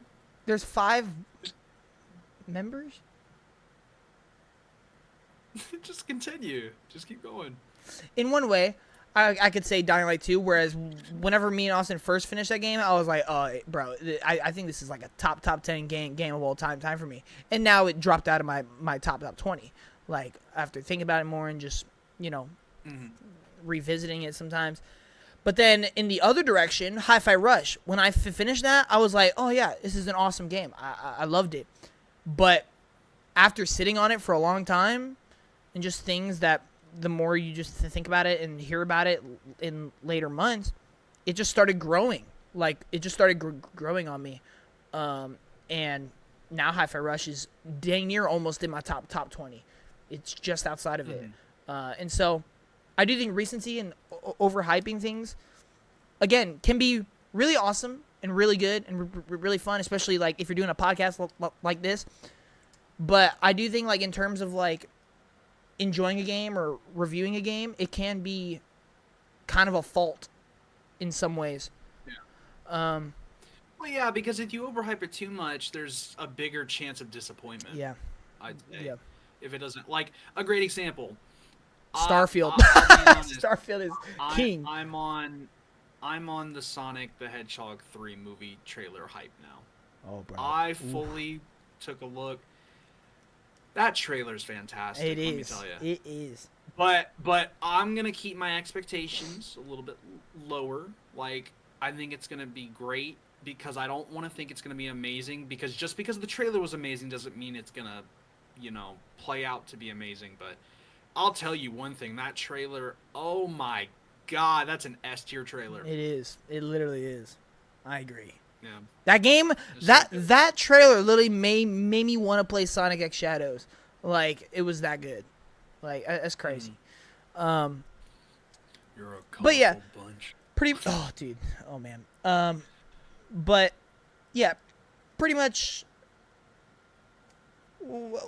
My whole point is, for Dragon Age: The Veilguard, even though I'm hearing all these great things, and even though I think it looks great and I'm very excited for it, I don't know if I can glaze it and be like, oh, dude, I definitely think this has a shot of being my game of the year. I hope it is, just because of how, like, awesome I think it looks. But there have been so many games where I'm like that, and then at the end of it, I'm like, it's really great. It's like an 8 out of 10 or whatnot. But then, I don't know, it just kind of always sits in the back of my head and never gets there. So, kind of just going in with an open mind. I really hope I enjoy it. Like, I really do. I just don't know. Like, I don't know. But then again, that's like complete polar opposite of something like Planet Coaster, where it's like, I know I'm going to love it. Like, there's almost no way I don't, because it's just Planet Coaster, So, but, yeah. I don't know. It's interesting. Where do you sit on Astrobot, by the way? Because you were about to say it, and then you branched off to somewhere else. I could low-key make the argument for a 9 now, but I still stand by 9.5, I think. I don't like points. I'm going 9. Fair enough. I don't like giving points something. It just, I don't know, like. Where does Warhammer sit then? I'm still on a 7. I only asked because you said 7.5. That's why Did I last time? Yeah. Then I'd probably say 7. So, which is, to me, as a 7 is still good. Oh, no, 7's great. But I know the internet thinks if you get a 7, it's terrible. So yeah, no. See, if nothing's 8 or above, then it sucks. I'm fully on the train, and I feel the same way about Plucky Squire. Like, if we talk about it, I'm be like, yo, Plucky Squire is awesome. I love it. But it's still 7.5. Just because it's 7.5, that doesn't mean I have to talk about it any differently. It's still a great game. Like, it's still really good. But, 7s are still great, in my opinion. Yeah. But problem is like, it's about the over. That's why I hate Metacritic, man. Sometimes I wish they would just get rid of it. Sometimes I wish we could get rid of a number and just do a dang letter, man. Like, I don't know.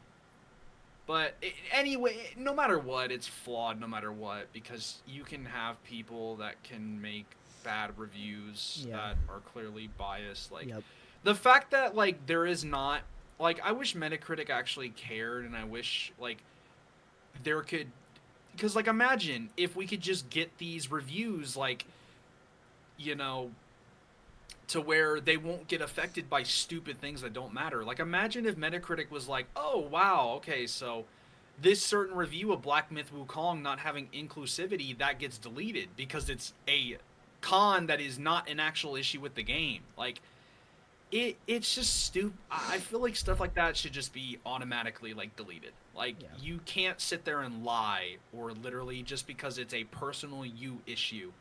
And you're a critic that is supposed to judge a game based off of the quality of the game. Yeah. Like, I just think it's insane. Like, I think it's stupid. Yeah. Shoot, man, Metacritic has been the wildest thing this year. Like, the scores have just been all over the place.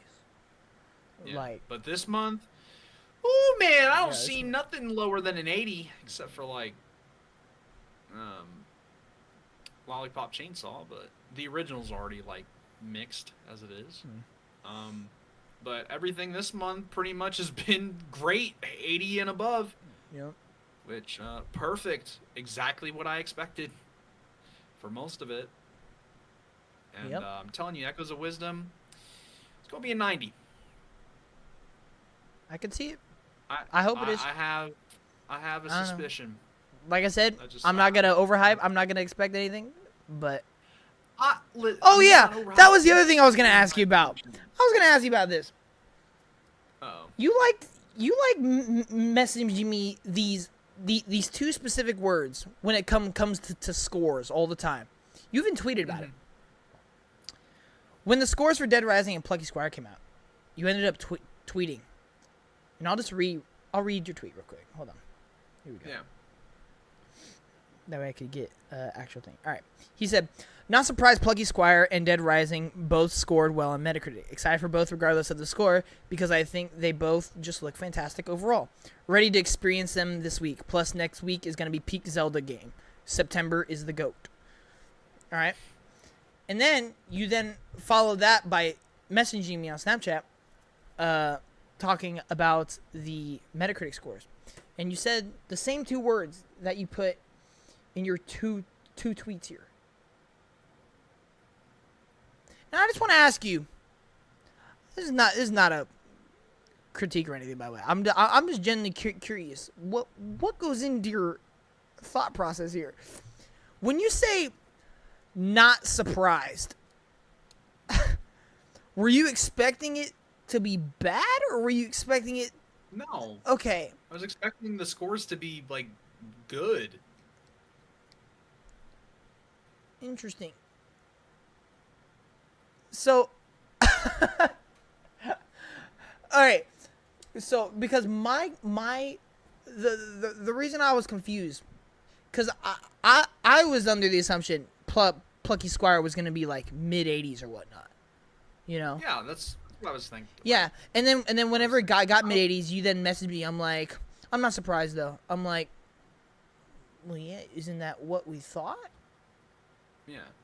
No, okay. I will say it's a little weird because I do say like, oh, I'm not surprised if something doesn't do well. Yeah. Or so like I've done that. I do that like both ways, so I get it. But in that way, like I was saying like, oh, I am not surprised. Like it got the score that I was thinking it was gonna get. Oh, I see. Okay. Yeah.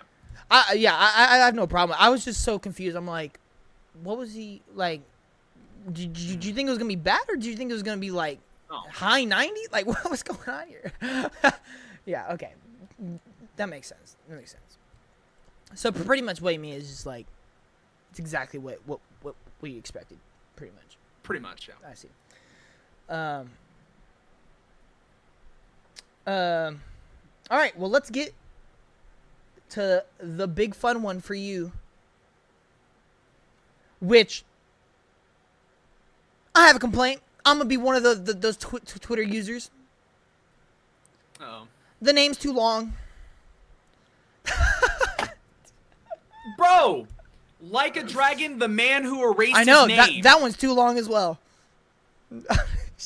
Be glad it's not that. I'm just joking. I just thought it was funny. No, because this morning when I saw it, I'm like, is that the actual name? I'm like, oh wow, that's straight up.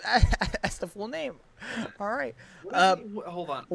Yeah, go ahead. Like a Dragon, pirate, Yakuza, something like that. It's a little weird. Like a Dragon, pirate, Yakuza. Yeah. In Hawaii. Oh yeah, I forgot. Bro. Wait, they include that in the title? Yes, it is on the key art and everything, bro. Okay. They don't. They don't need to include. Yeah, in bro. Hawaii, That's really, I know, bro. When I you saw can literally it, see it. I know. Like a Dragon, pirate, okay. Yakuza is a perfect name, and then they went Yeah. in Hawaii. I'm like, they like, okay, listen, at least the title still sounds good with it, but they literally just pulled like a Death Stranding. yeah, Death Stranding 2 on the beach. On the beach. Oh wow. Like, or Indiana Jones and the Great Sword. Like, there's no reason to put that, but I still think it sounds very good. Yeah, no, it's fine. Like, I just thought it was funny because I just remember looking at it this morning. I thought the post was saying, "Oh, it's Like a Dragon pirate Yakuza, and it's based in Hawaii." Awesome. That's what I read it as, and then I saw the key art, and it literally said in Hawaii, and I'm like, "Wait, is that the actual name?" And I was like, "Oh my gosh, that's crazy." The actual name. Yeah. See, they just go crazy with it. But real quick, before you go crazy, I'll say, I think this game looks really good. This will probably be the first Yakuza in a long time I actually played day one, because I think it looks very fun and it looks very awesome. It looks like the Judgment games, and I love the Judgment games. But yeah, that's what I have to say. Go for it. All right. Also, pirates are cool, regardless of what Austin says. Mid. Honestly, I don't really understand the hype. Why would you play Assassin's Creed Black Flag? It's got pirates in it. It's mid. I don't care if it's good. Literally, so many other things are interesting. Thank you so much for watching thank you so much for watching the podcast. We'll see you in the next one. I'm trying to not get canceled, so. Pirates of the Caribbean. I can understand why people like it, but I ain't gonna watch it because it's got pirates. But Johnny Depp's pretty cool. And he's funny. I think he's funny as Captain Jack Sparrow. I don't know, man. Pirate, it's so whatever, bro. Yeah, bro, I'm on a boat. Yo. Like, fantastic. By the way, so cool. On the topic of you just hating on things, bro, I think you know what? In tradition of your, let's come up with a reasoning to make a lot of my takes justified. All right. I think I got a good one for you. All right. I think you don't like medieval. Because in the terms of the whole conversation, bro, I don't like RPGs. I just don't get it. And then we start naming all these RPGs, the ones that you're actually interested in, the ones that you're not. The Witcher, Skyrim, you're not interested in. All right? But Cyberpunk, Mass Effect, you are. When you go through it and you look at all these medieval... For Honor, you think that game looks so whatever. There are so many medieval games. Because then the argument came up with Final Fantasy. And but you do like Final Fantasy, but that's not medieval. That's high fantasy. That's not medieval fantasy. That's high fantasy. And that's also why you think it's not medieval. That's like high fantasy.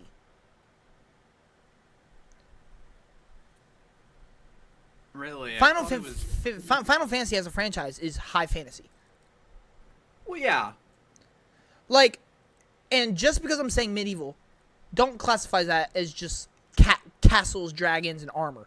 That's not medieval. Medieval, what classifies medieval is like very grounded, like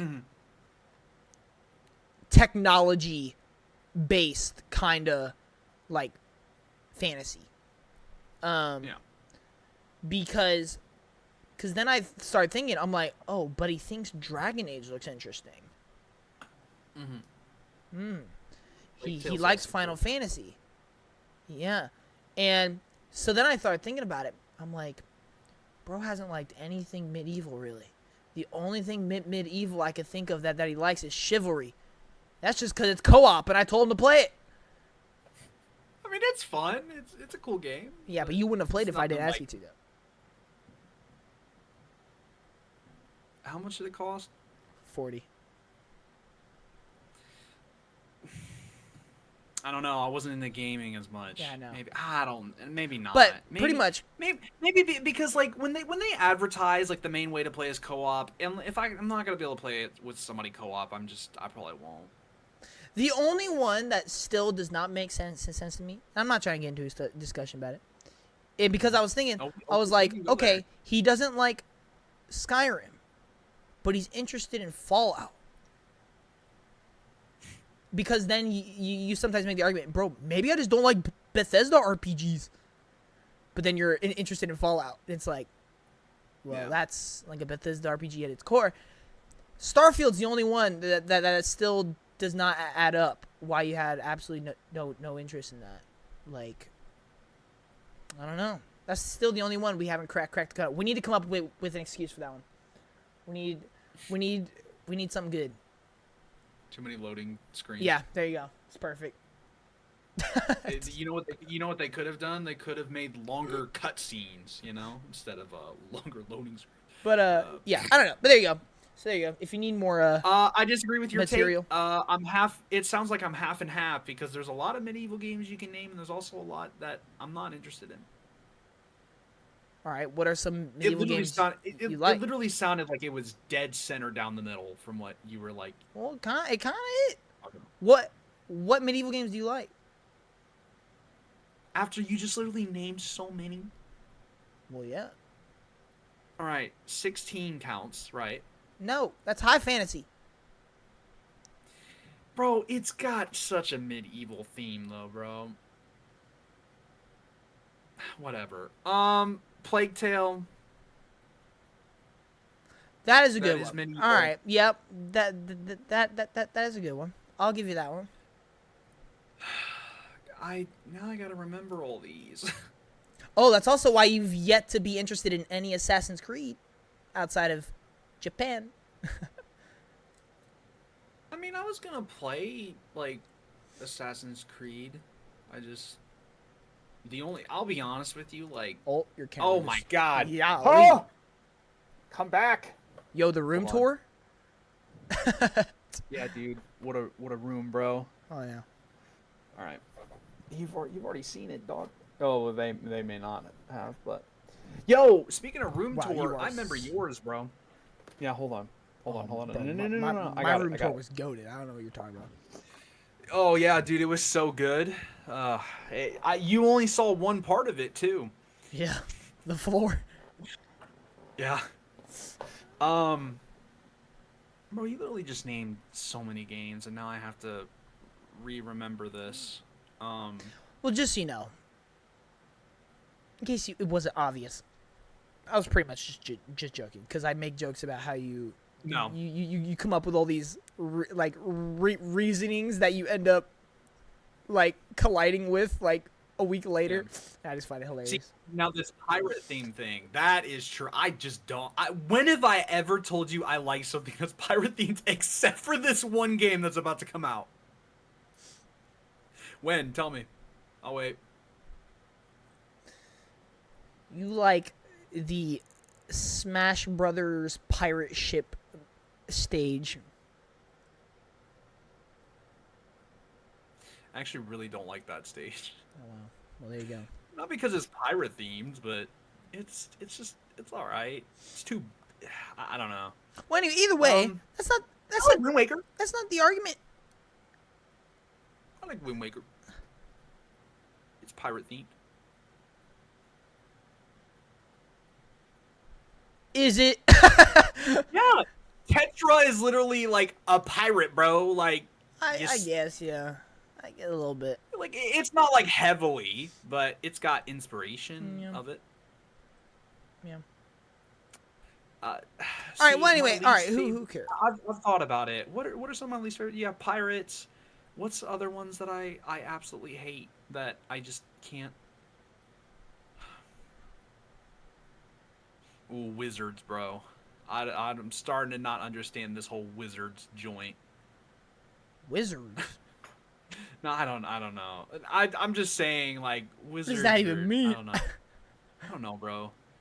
I'm telling you, I bro. don't know. Like Medieval. no, this What is? Okay. Well then, it's straight down the middle. like, what Like is? What is it about Skyrim and Witcher that don't interest you? I don't know. Skyrim just looks like a whole lot of NPC talking. And I'm just, I don't know. I just don't know if I want to. I don't know if I really want to deal with that. Like, I'm not. I don't know. I'm just not interested. Like, I see a lot of Skyrim, and I think the gameplay's fine. But then it's like, one of the big things is like the NPC like quest and talking. I'm like, bro, I don't care, dude. Like, I just I don't want to like listen to that or just see like because the camera like zooms in and it's like, "Hello, traveler. I'm going to be telling you a quest that you go on." Like I don't. It's so like whatever. I'm like, dude, just tell me what I gotta do and just send me on the mission. Like I don't care what you gotta say to me. Like I think overall it looks fine, but it's just not interesting enough to where I'm like, I want to play it. You know. What was the other one you said? Witcher. I just that is literally like I absolutely know nothing about Witcher, but I just don't know. Like it's not something that screams to me like I need to play it or anything. Yep. Makes you feel better. Like I also I've, don't think it's very interesting. like I think it's fine. I just nothing screams to me where I'm like, oh yeah, I gotta play this. This is something I've definitely gotta play. Like the only way I'd play it is if someone suggested me to play it and they were like, oh, it's actually very good, or like I don't know. I'd have to just watch stuff and hope I can get someone interested, or I just randomly play it and see how I feel. My favorite themes or aesthetics. Number one, I think, is probably sci-fi. Sci-fi, Yeah. free. Yeah. Then right behind it for me is post-apocalyptic. I want to say that, but I think I can think of more sci-fi games that I love. I think Japanese is up there, like in terms of like samurai like type themes, cause yeah, I really enjoy that stuff. I don't know if it's top 3 for me. I think I would then go horror if that classifies as. I mean, it is. Yeah, it is. Yeah. Yeah, I would say that's 2 then. Never mind, that might be 2. Cause like Returnal and Alan Wake for me are like, oh, they're so good. And then third. See, third is. Oof. Actually, no, probably still post-apocalyptic. I would go. Hang on. And it'd probably be horror. I'd go sci-fi, horror. Ooh, what would complete my holy trinity here? Hold on. Retro. I would say just like Mythology. I was thinking that. That might be a good one. I mean, Black Myth Wukong, God of War, Mortals Phoenix Rising. Returnal also kind of deals with mythology a little bit. Mm-hmm. Ooh. It's either that or like. No, I think it is that. I think it is that. I was gonna say modern, like, but that's kind of weird. Yeah, I think I'd go with mythology. 80s based off something? Yeah, mythology. Greek. Okay. It's Greek mythology. Okay. I was just making sure. I was like, I'm sure. Yeah, I think I'd go mythology, honestly. Yeah. Yeah. I feel like now that I think about it, that's stupid. There are literal gods in the game that have like the most like crazy names. Yeah. But I was just. And then I'd go like fantasy, and then I'd go fantasy afterwards. After. Whole fantasy is a good. That's hard. It's difficult, but I'd say my top 3 are probably like, um, I already forgot. Sci-fi horror. Yes, sci-fi, horror, and post-apocalyptic. Post-apocalyptic's pretty good too. Although most post-apocalyptic games I like are horror though. It's a problem. Yeah. So, I will say another one I really like, is like, I don't know what the term is, but it's like Private. Just Cause, Splinter Cell, Gears of War. Like, is that just like modern? Like modern? I don't know what you would classify those as. Is Just Cause not post-apocalyptic? No. Or like, Nope. or He just has a bunch of fancy gadgets. Like, Just Cause would.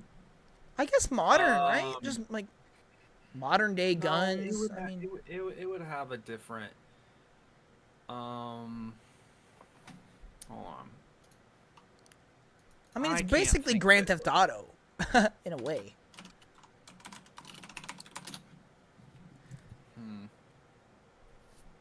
Gears, I would say, is more sci-fi. I think Gears is sci-fi. But it's not space. That's the problem. But it deals with, like, aliens, and it deals with, like, super futuristic tech.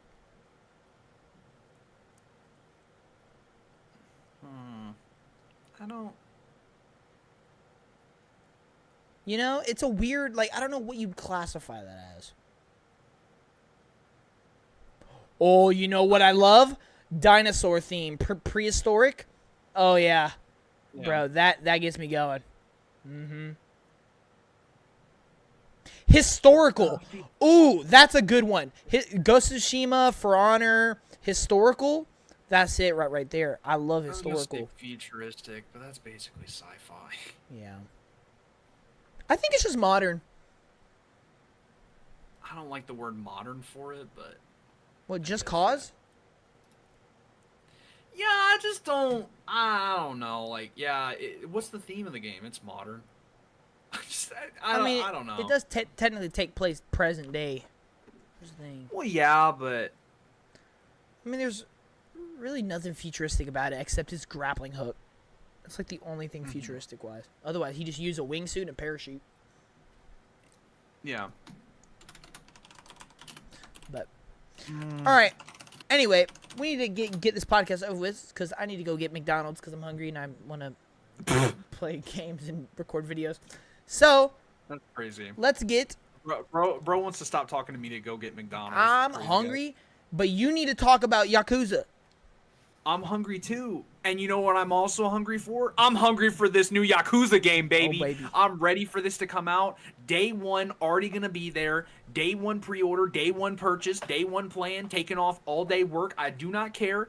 So let's go ahead and glaze this harder than an entire donut bakery. All right, we're going to go ahead and sit down here. This is literally, I'm opening up a donut shop as we speak because I'm going to be here for at least 5 minutes. Planet Coaster 2 is going to be awesome, by the way. So, I didn't ask. Yeah. So No, it's November my time 6th, to guys. shine, buddy. It's my Pre-order time now. to shine, buddy.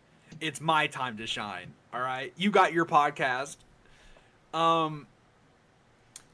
So I remember when I heard this whole thing. There was a very big debate on what this game was going to be. And there are 3 options. In my opinion, there were only 3. It was because Ryuga Gotoku was like, hey, we're going to make something that a lot of people are not going to expect. And I was like, oh, so this is going to be a new genre. That is originally what I thought. And then there were 3 options that people thought between a fighting game, which realistically, the more I think about it, I just think it's too hard to make fighting games, and I think they're too big of a risk nowadays because you have to keep updating them, and you really have to hope they stick.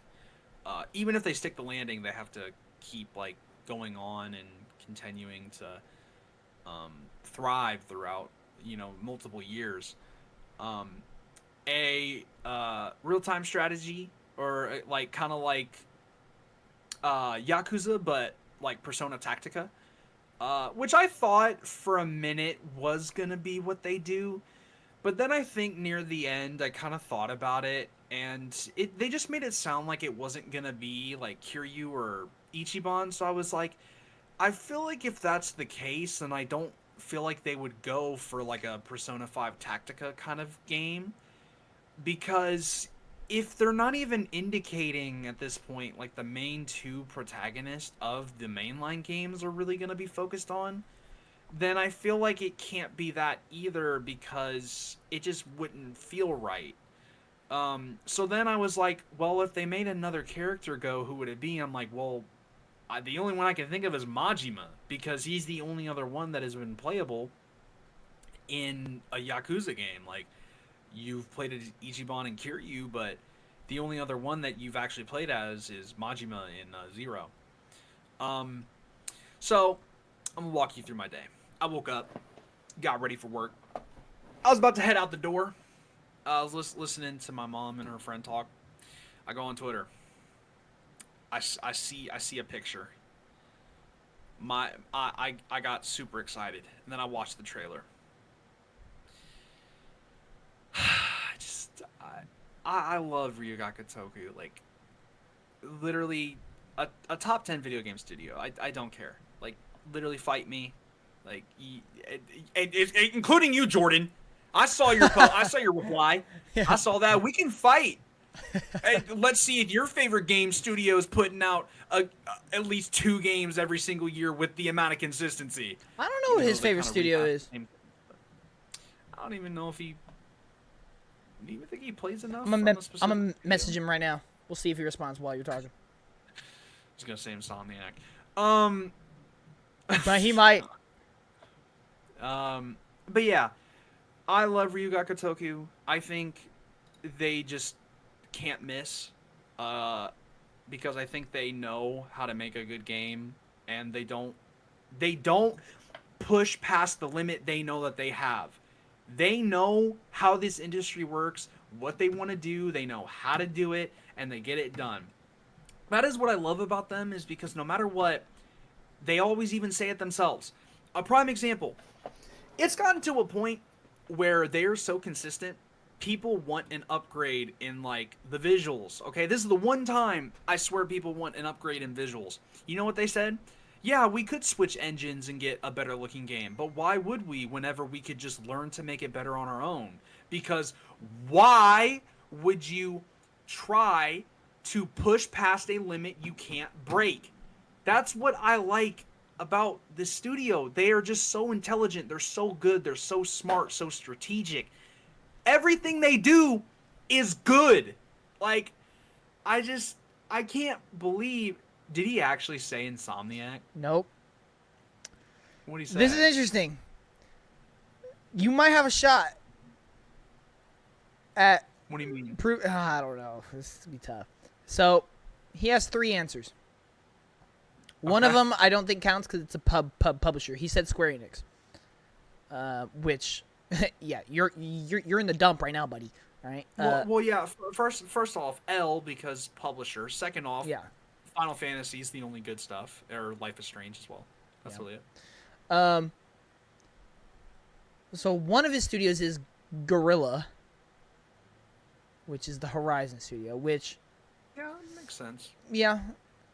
Now this one, if Ryuga Gotoku and this studio is competing, might have a tough time persuading people. But I wouldn't say. I'm choosing Ryuga Gotoku over this studio, personally. Mm. What do you think it is? Bro, there's so many studios. All right. CD Projekt Red.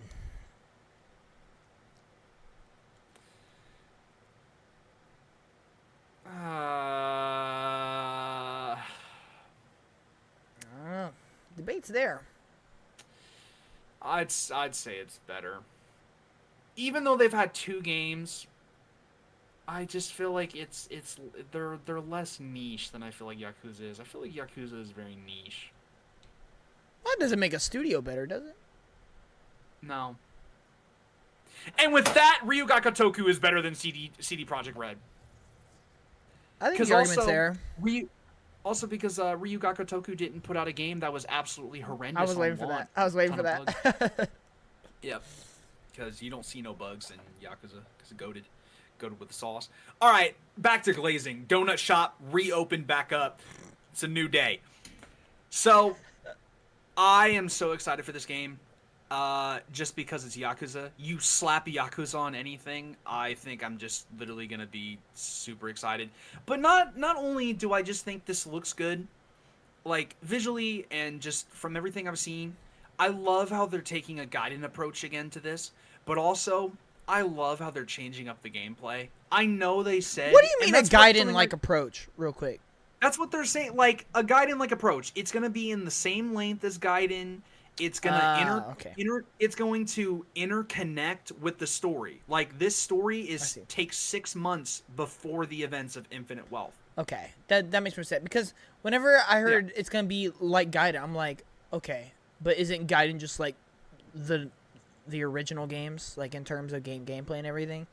But also it's also not. Yeah, I know that's what I was. Which I think I'm gonna be completely honest with you. If the way they're changing the combat features, if it is an improvement over the original, I want this to stay. Like I think, like this over idea turn-based? of no. Okay. I'm saying for Kiryu, like beat 'em up. I think it needs to be a permanent thing. Like air combos, you have multiple different abilities you can use without having to like constantly do like stances. It's very Devil May Cry. I really like that. Like a lot of people were saying, and I don't fully agree with this, but I can see why they say it. They're like, this game feels more like they're going for a Insomniac Spider-Man kind of beat 'em up. And I was like, like I think the idea I see it, but like I don't agree. I think it looks like Devil May Cry if I'm comparing it to anything. That's what I'm comparing it to. Maybe. I don't know. That's a little bit of a stretch. It's its own thing, really.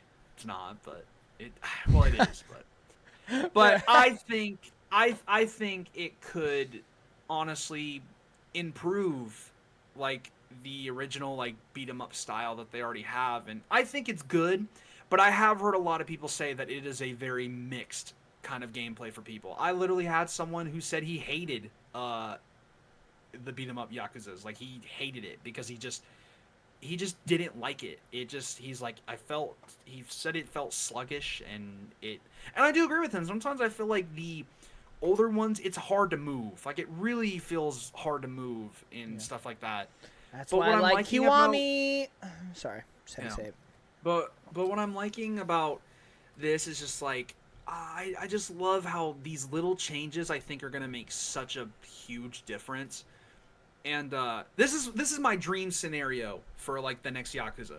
Like the next main line, give me exactly what they're giving me now. If it is better, give that to Kiryu's gameplay and then give Ichiban turn-based. Literally combine both. Perfect. That's literally all I wanted. I want that. I want it so bad for them to just interconnect them, which is what they were gonna do before they split Gaiden into its own separate project.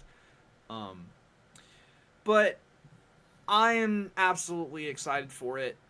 I don't even care if it's not even gonna be as good as other games that I've played or so. I'm just excited because it's Yakuza. It looks fantastic. I'm glad they took this approach. I'm really happy that they're, not taking the hugest risk of all time, but they are taking different approaches. I'm just glad it's not a mobile game.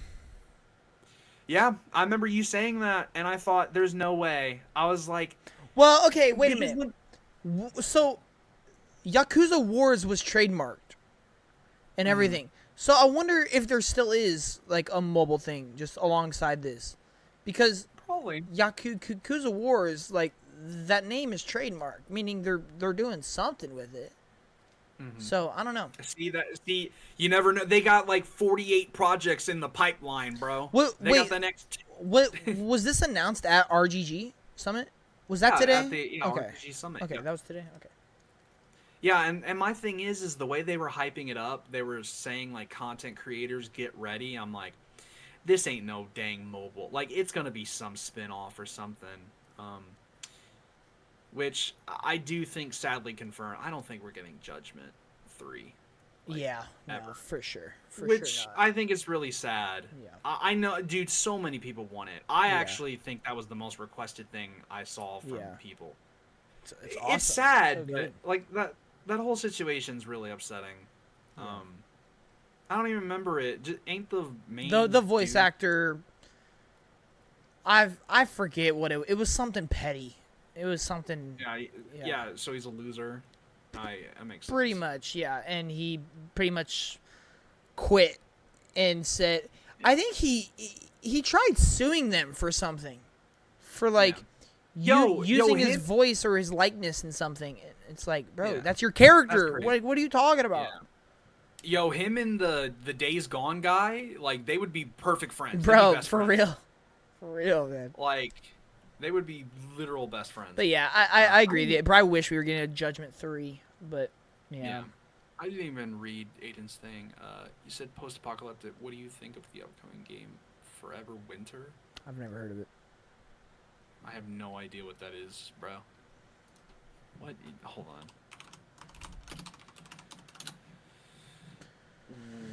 What? What am I looking at? It's a Steam game. That doesn't shock me. It's Aiden. Yeah. I have literally no idea what I'm looking at. Okay. The Forever Winter. The Forever Winter is a co-op tactical survival horror shooter where you and your squad must loot the dead to survive under the shadow of terrifying and gargantuan war machines locked in a never-ending conflict. Cool. You know what I gotta say to that? I don't play on Steam, so I'm not interested. Valid. Even though, like, some games I will make a rare exception for. You know, whatever happened to Towerborn? I never heard anything on that. It's just a game right now. It's just it's just a Steam game right now. That's really all it is. Like, I thought it would have got reviews, but I guess not. But, all right.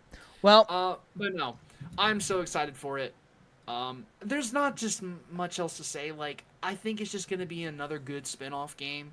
Yeah. I think it's gonna be super fun.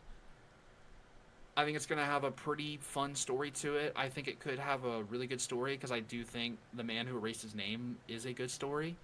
And I think the only complaint that I really see of that game is that it's not like as good as other Yakuza mainlines. I'm like, well, when it's mainline versus spin-off, I'm not really expecting it to 100% be.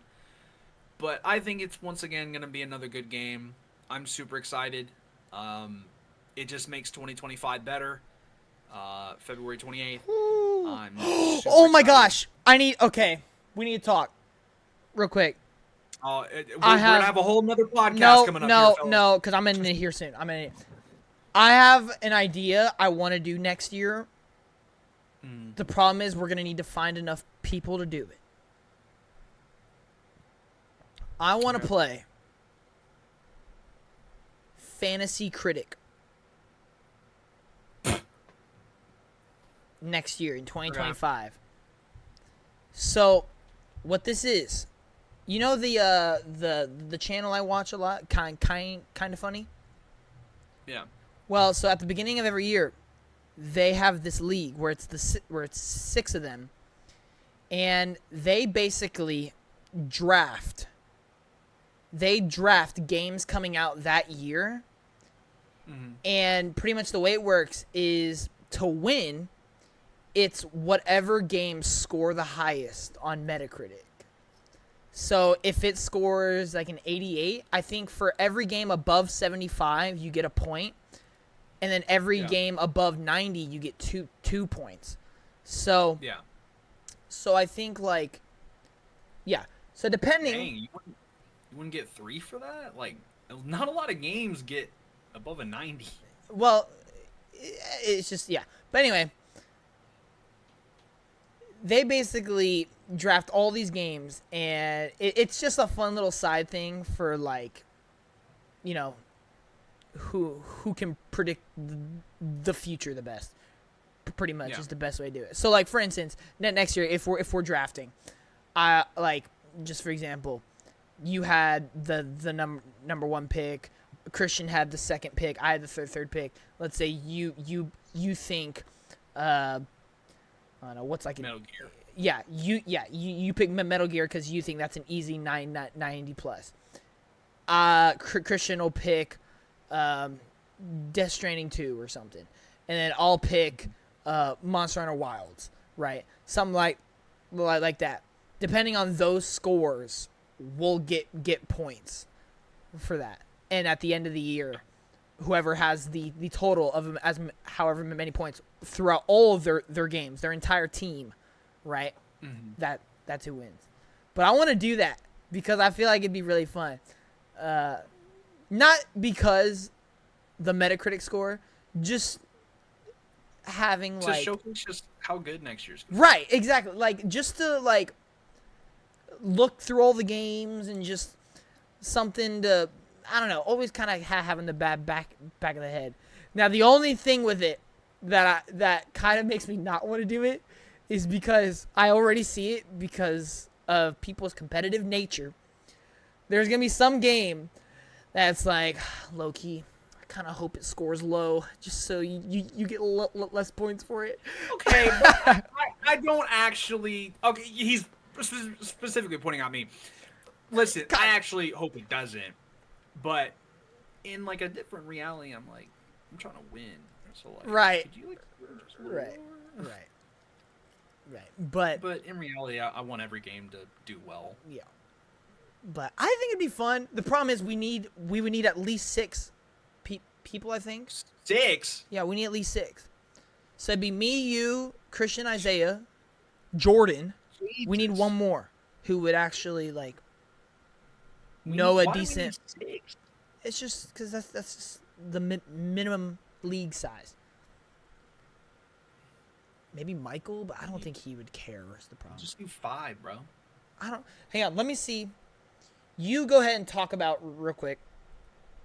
Talk about the leaked Switch 2. I don't know. It sounds like the Switch 2. It sounds like the Switch, but better hardware in between PS4 Pro and Xbox Series S. Surprisingly, which is insane. It's what do I gotta say? It sounds like peak. It literally sounds like the Switch. Everything we asked for, just the normal Switch, but better. And I think that's exactly what it's gonna be. Oh, you know what I will talk about while he's looking that up? Let's talk about Sony, because we love Sony. We love them. Horizon Zero Dawn Remastered. Oh, here we go again. You love to see it. I was gonna say talk. So, about John, that are next. you gonna, huh? I was gonna say talk about that next. Oh, yeah. Are you gonna rebuy a game that you already can play, like, for, that you already have that already runs 4K 60 FPS on the normal PS5? Probably not. No. Yeah. Sony, like, Bloodborne exists. I don't know why Sony hates FromSoft. I don't get it. I really don't understand why they just don't like them. They just nope. Gravity Rush exists. There's a lot of things that exist that they just don't want to remaster or work on. But they'll work on cash grabs like Last of Us Part 2. That is still the dumbest one ever. Like, are you kidding me? Really? Like, last game was like how old before the remake? Like 2 years? That was ridiculous. I can also talk about crafting. We can do 5. We can do 5. Oh, really? Yeah. Okay, that works. Oh, then. shoot. So at the beginning of next year, we're going to do a podcast with all 5 of us on here, and that'll be our draft podcast. Woo, boy. There's going to be a lot of games, too. Yeah, okay, but also, like, Actually, okay, after Game Award, I'm guessing everyone's gonna get like 3 picks. Oh no, the default here is 13. Because the game wants you to also draft smaller games and indie games, like double A games. It's not just the big triple A's. Lord. Okay. Like, we're pretty much going to be drafting the whole year. And also, what's great about this all takes place on a website where all 4 of you can also sign in and make your own accounts. Yeah.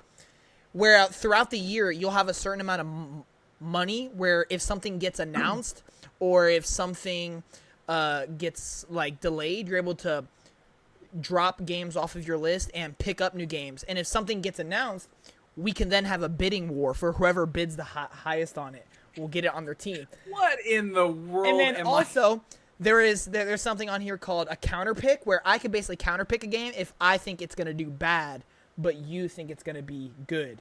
And the other person will get those points instead. Or there's also, if a game gets delayed out of the year, then you basically get screwed. So there's sometimes a risk with some of the games. It's like, oh, this game is going to score high. But will it come out this year is the question. And so do you take that risk and draft it? So, bro, it's deep. Like, you'll have to watch kind of Funny's draft video to fully understand it because they do a really good job explaining it. But it's just really fun. It's just like a game in and of itself. Yeah. But I don't know. I think it'd be really fun. You know what's funny? I already know my first pick. Oh yeah, what's that? I'm not gonna tell you. I mean, you're gonna hate me for it. Grand Theft Auto? I don't know. No, Prime 4, easy. That game is scoring a 90. Yeah. That game, easy. Like it. That game is glazed. Like there's no way 4 is not gonna be a 90 plus. Yeah. You know what I'm picking? The unannounced 3D Mario game, because you're able to do that. I'm risking it. If that's the case, no, I'm getting it then. Yeah, but that's the problem. Will it come out that year though? Because it's kind of a risk. Mm-hmm. Because if it's not, it's going to though. I know. It's literally going to. There's no way they release a new console without Mario like that. Isn't it funny how easily our lock-ins are Nintendo games? Bro, because they make phenomenal games and they don't have to be $300 million. I don't know what I'd actually pick, honestly. I don't even know if I would pick Metroid if I had the option to be honest with you. I don't know. Why? That's an easy 90 plus. Well, easy. You see, that's a game of the year. Low key, I think that's an already locked in game of the year contender. I agree. But if you're going off of the topic of do you want to win or do you want to have fun? The obvious answer to win is Grand Theft Auto. No. Yes. I still don't believe it, bro. Every Grand Theft Auto is over 90. You're so right. Like, and Red Dead 2 was a 97. So, it's going to at least... All overrated. Oh, I agree. Overrated. I agree. Trust me. But if you want to win, Loki, that's like the safest option.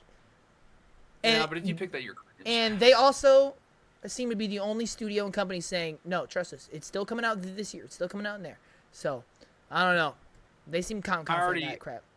I already have some pick. 13. Jesus. Oh, yeah, bro. I got some small ones I think could be sleeper picks. Bro, it's fun. It's a fun thing. I don't know. I've been thinking about it a lot. We just have to communicate and talk about it. And the problem especially after Game Awards, it'll be interesting because then we'll have like probably even more stuff to replace, bro. Oof. Because then it's like, do you take a risk? And you're like, I wonder if oh my God, Expedition 33 is really gonna be as good as it looks, you know. Mm-hmm. Yeah, there will be some risks, like no matter what. Like you could try to play it safe, but you're gonna have to take some risks with some of these newer IPs and stuff. Cause like Avowed Loki might be a little bit of a risk.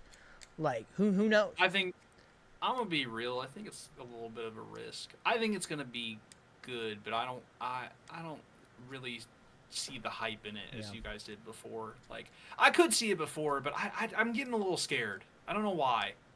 Yeah. Like I don't know. But I mean, yeah, But I think that there are for sure like, especially with next year, there are for sure easy 90 locks. Like, yeah. but then the problem is after that, it's like, which ones are gonna score higher than which? Which like it gets a little Yeah. tricky. But There's a lot of good picks I can think of. Like yeah, I have a lot on my mind. Metal Gear's a good But it's one also actually, low key. That's actually a good one. that's another one I've really thought. Like the thing is a lot of these have legacy. Like they have Yeah. a lot of like legacy Now, to let it. me look at the one. Let me look- I'm not too If you bet on Pokemon, you are a risky man. Oh, you're crazy. Yeah. Although the last Legend scored really well, though, actually. Mm. Believe it or not. I think it was like 80, 87, actually, low key. It was freaking high. Oh, see? That's all. See? Because, like, you have the super safe answer with Doom, right? Yeah, that's so. But then, safe. this one, I guess that there are being some 89. games that are legit game changer. Like, because they could be in the 90s, but they could just not live up to hype. Like Fable. Mm. Fable's like it could be a 90, but it could easily not be at the same time. So I don't know. There's so many games where it's like, how high is it actually going to score? Because Death Stranding, well, everyone thinks it's going to be Game of the Year contender. The first one only scored like 83. Yeah. So, it's I think tricky. it's gonna be high 80s. Dude, I think so many games are gonna be close to not. We could have more than like 6 90 Metacritic games. Oh, yeah. Which like is whatever. Like I don't care about Metacritic, but like I just truly think if these games stand the test of time, If Hollow Knight year, drops like, next year, bro, that's an easy 90. oh yeah, I can't see a world where it's not because the original almost has it right. It's like an 89. yeah, it's close. It's close. Yeah, like games that like are getting a sequel that you know are gonna be better that have an 88 or 89. How is it not gonna get a 90? Yeah. Like, Although I will say we had a perfect example of that not happening this year with Hellblade, which is kind of interesting. I feel like Hellblade's too low, like original score wise. Like it's an 80. Yeah. Like my thing is like if a game has like an 88, how is it not gonna get to a 90? Right. Like it's Yeah. it's the same with Astrobot. Astrobot had an 88. I'm like, if it's just better in every way, how is it not gonna be in the 90s and then it's a 94? Yeah. What's also interesting though is like as events play out throughout the year, you're able to add more and get rid of some. I think you have a limit. You can only get rid of 3 before you're like locked into whatever you have. So it'll be interesting. Sounds very interesting. It's gonna be kind of confusing later on, but like, I just care mostly about my first picks and stuff. Yeah. So. But it'll be interesting. I have confidence. Then we'll also have to do this game industry. Bidding wars too. We'll have to do some bidding. Oh, dude, imagine though you're like going against everyone. Everyone's pretty close, and then all it takes is that one game. Oh, this kind of sucks. Oh my god. Like, what if it's really good, but then it gets hit with controversy? It's like not enough inclusion. Yes, that's the thing. You just gotta. That's so. So okay, so any unattractive women, nope, can't vote for that. Can't. Anything Ubisoft, don't get that. Literally, absolutely not. Yep. Can't do it. Yep. Unless it's Splinter Cell. Yeah, true. Yeah, true. Remakes Or are, Far Cry. I'd say, Far Cry's a safe thing. Far Cry's safe, but that'd be pretty interesting. yeah, but yeah, it'll be fun. We'll definitely, yeah, that's something I want to do. Well, But we shall discuss. yes, Shall see. yep. Yeah, I don't really think I think that's about it. I have much else really to say. Yes, I think the hopefully, remasters for PlayStation are stupid. I think the Switch 2 is. I'm just waiting to see it. Leaks are cool, but whatever. I think that's about it. The PlayStation the 30th anniversary stuff looks really cool. I just want the controller. Yeah. That's really all I want, but it's gonna be like $200, so probably not. Yeah, Yeah, just know it's going to be like $1,000. And I also know that I feel bad for people. Scalpers are going to absolutely just like, oh my gosh, that's insane. I can't wait to see the backlash. I think it's going to be really bad. Like, I think scalpers are really going to find a way to get like almost all of them. Yeah. PlayStation's on that. We're so back. It's so over. We're so back. It's so over grind right now. Yeah, and we got a State of Play probably coming next week. And you know what's crazy? Does that mean Nintendo doesn't have a Direct this month? Because I haven't heard anything about it. We're on the 20th, bro, and usually it's like on the 13th. That is true. Or like the first 2 weeks. That's very true. Like, I've really thought about it. We are so close to the end of this month. Like, that means if that's the case, that means they're definitely preparing to switch things up here for the Switch 2. Haha, I see what you did there. Oh, I didn't. Whoops, that was not intended. I still want to say they're gonna have one because, I mean, it just feels weird to not have a third. Yeah. Like a third kind of Direct, like. Yeah. Maybe it's a little later than usual. I just find it so weird. Yeah, and Zelda's supposed to come out. Usually they like drop one last advertisement trailer in a Direct for like the game coming out. Very interesting. Plus, like. Yeah, Mario and Luigi, or no, yeah, Mario and Luigi. Needs to be like, still like no December game, which like I feel like they usually always have a big. No, December they never game. have a December game. I've realized. Really? Yeah, they haven't had one in the last 3 years. Yeah. Dang. I don't know. That'd be interesting. But I am excited for the State of Play, regardless of all the negativity, because even if it's third party, I'll take the good third party stuff. Yeah, I'll take it. I agree. We might see Pragmata. We might see a release date for Metal Gear, which I think is literally going to be there. Oh, you know what I want to see? I want to see Dynasty Warriors Origins. I want to see that. Kind of interesting, that game. I'm wondering what could be at the. I want a Lost Soul Aside release date. That's what I want. Yeah, who knows, bro? These. I want a Phantom Blade 2027 release date. So stupid. No wonder they only put it on PlayStation. Their way of showing off games too far out.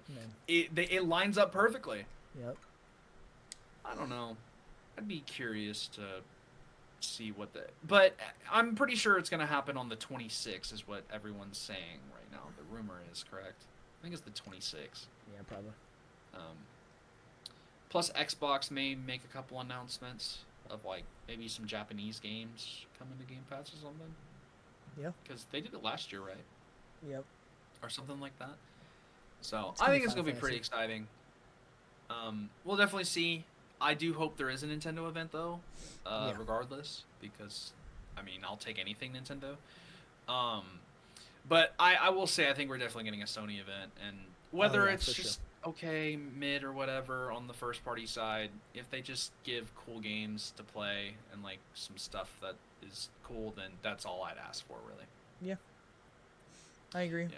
Yeah, that's when you. It'll also just be interesting to see if they do anything for the PS5 Pro, like if they show third party games running on the PS5 Pro or something. Be interesting what they do. That'd be really nice. It would be, wouldn't it?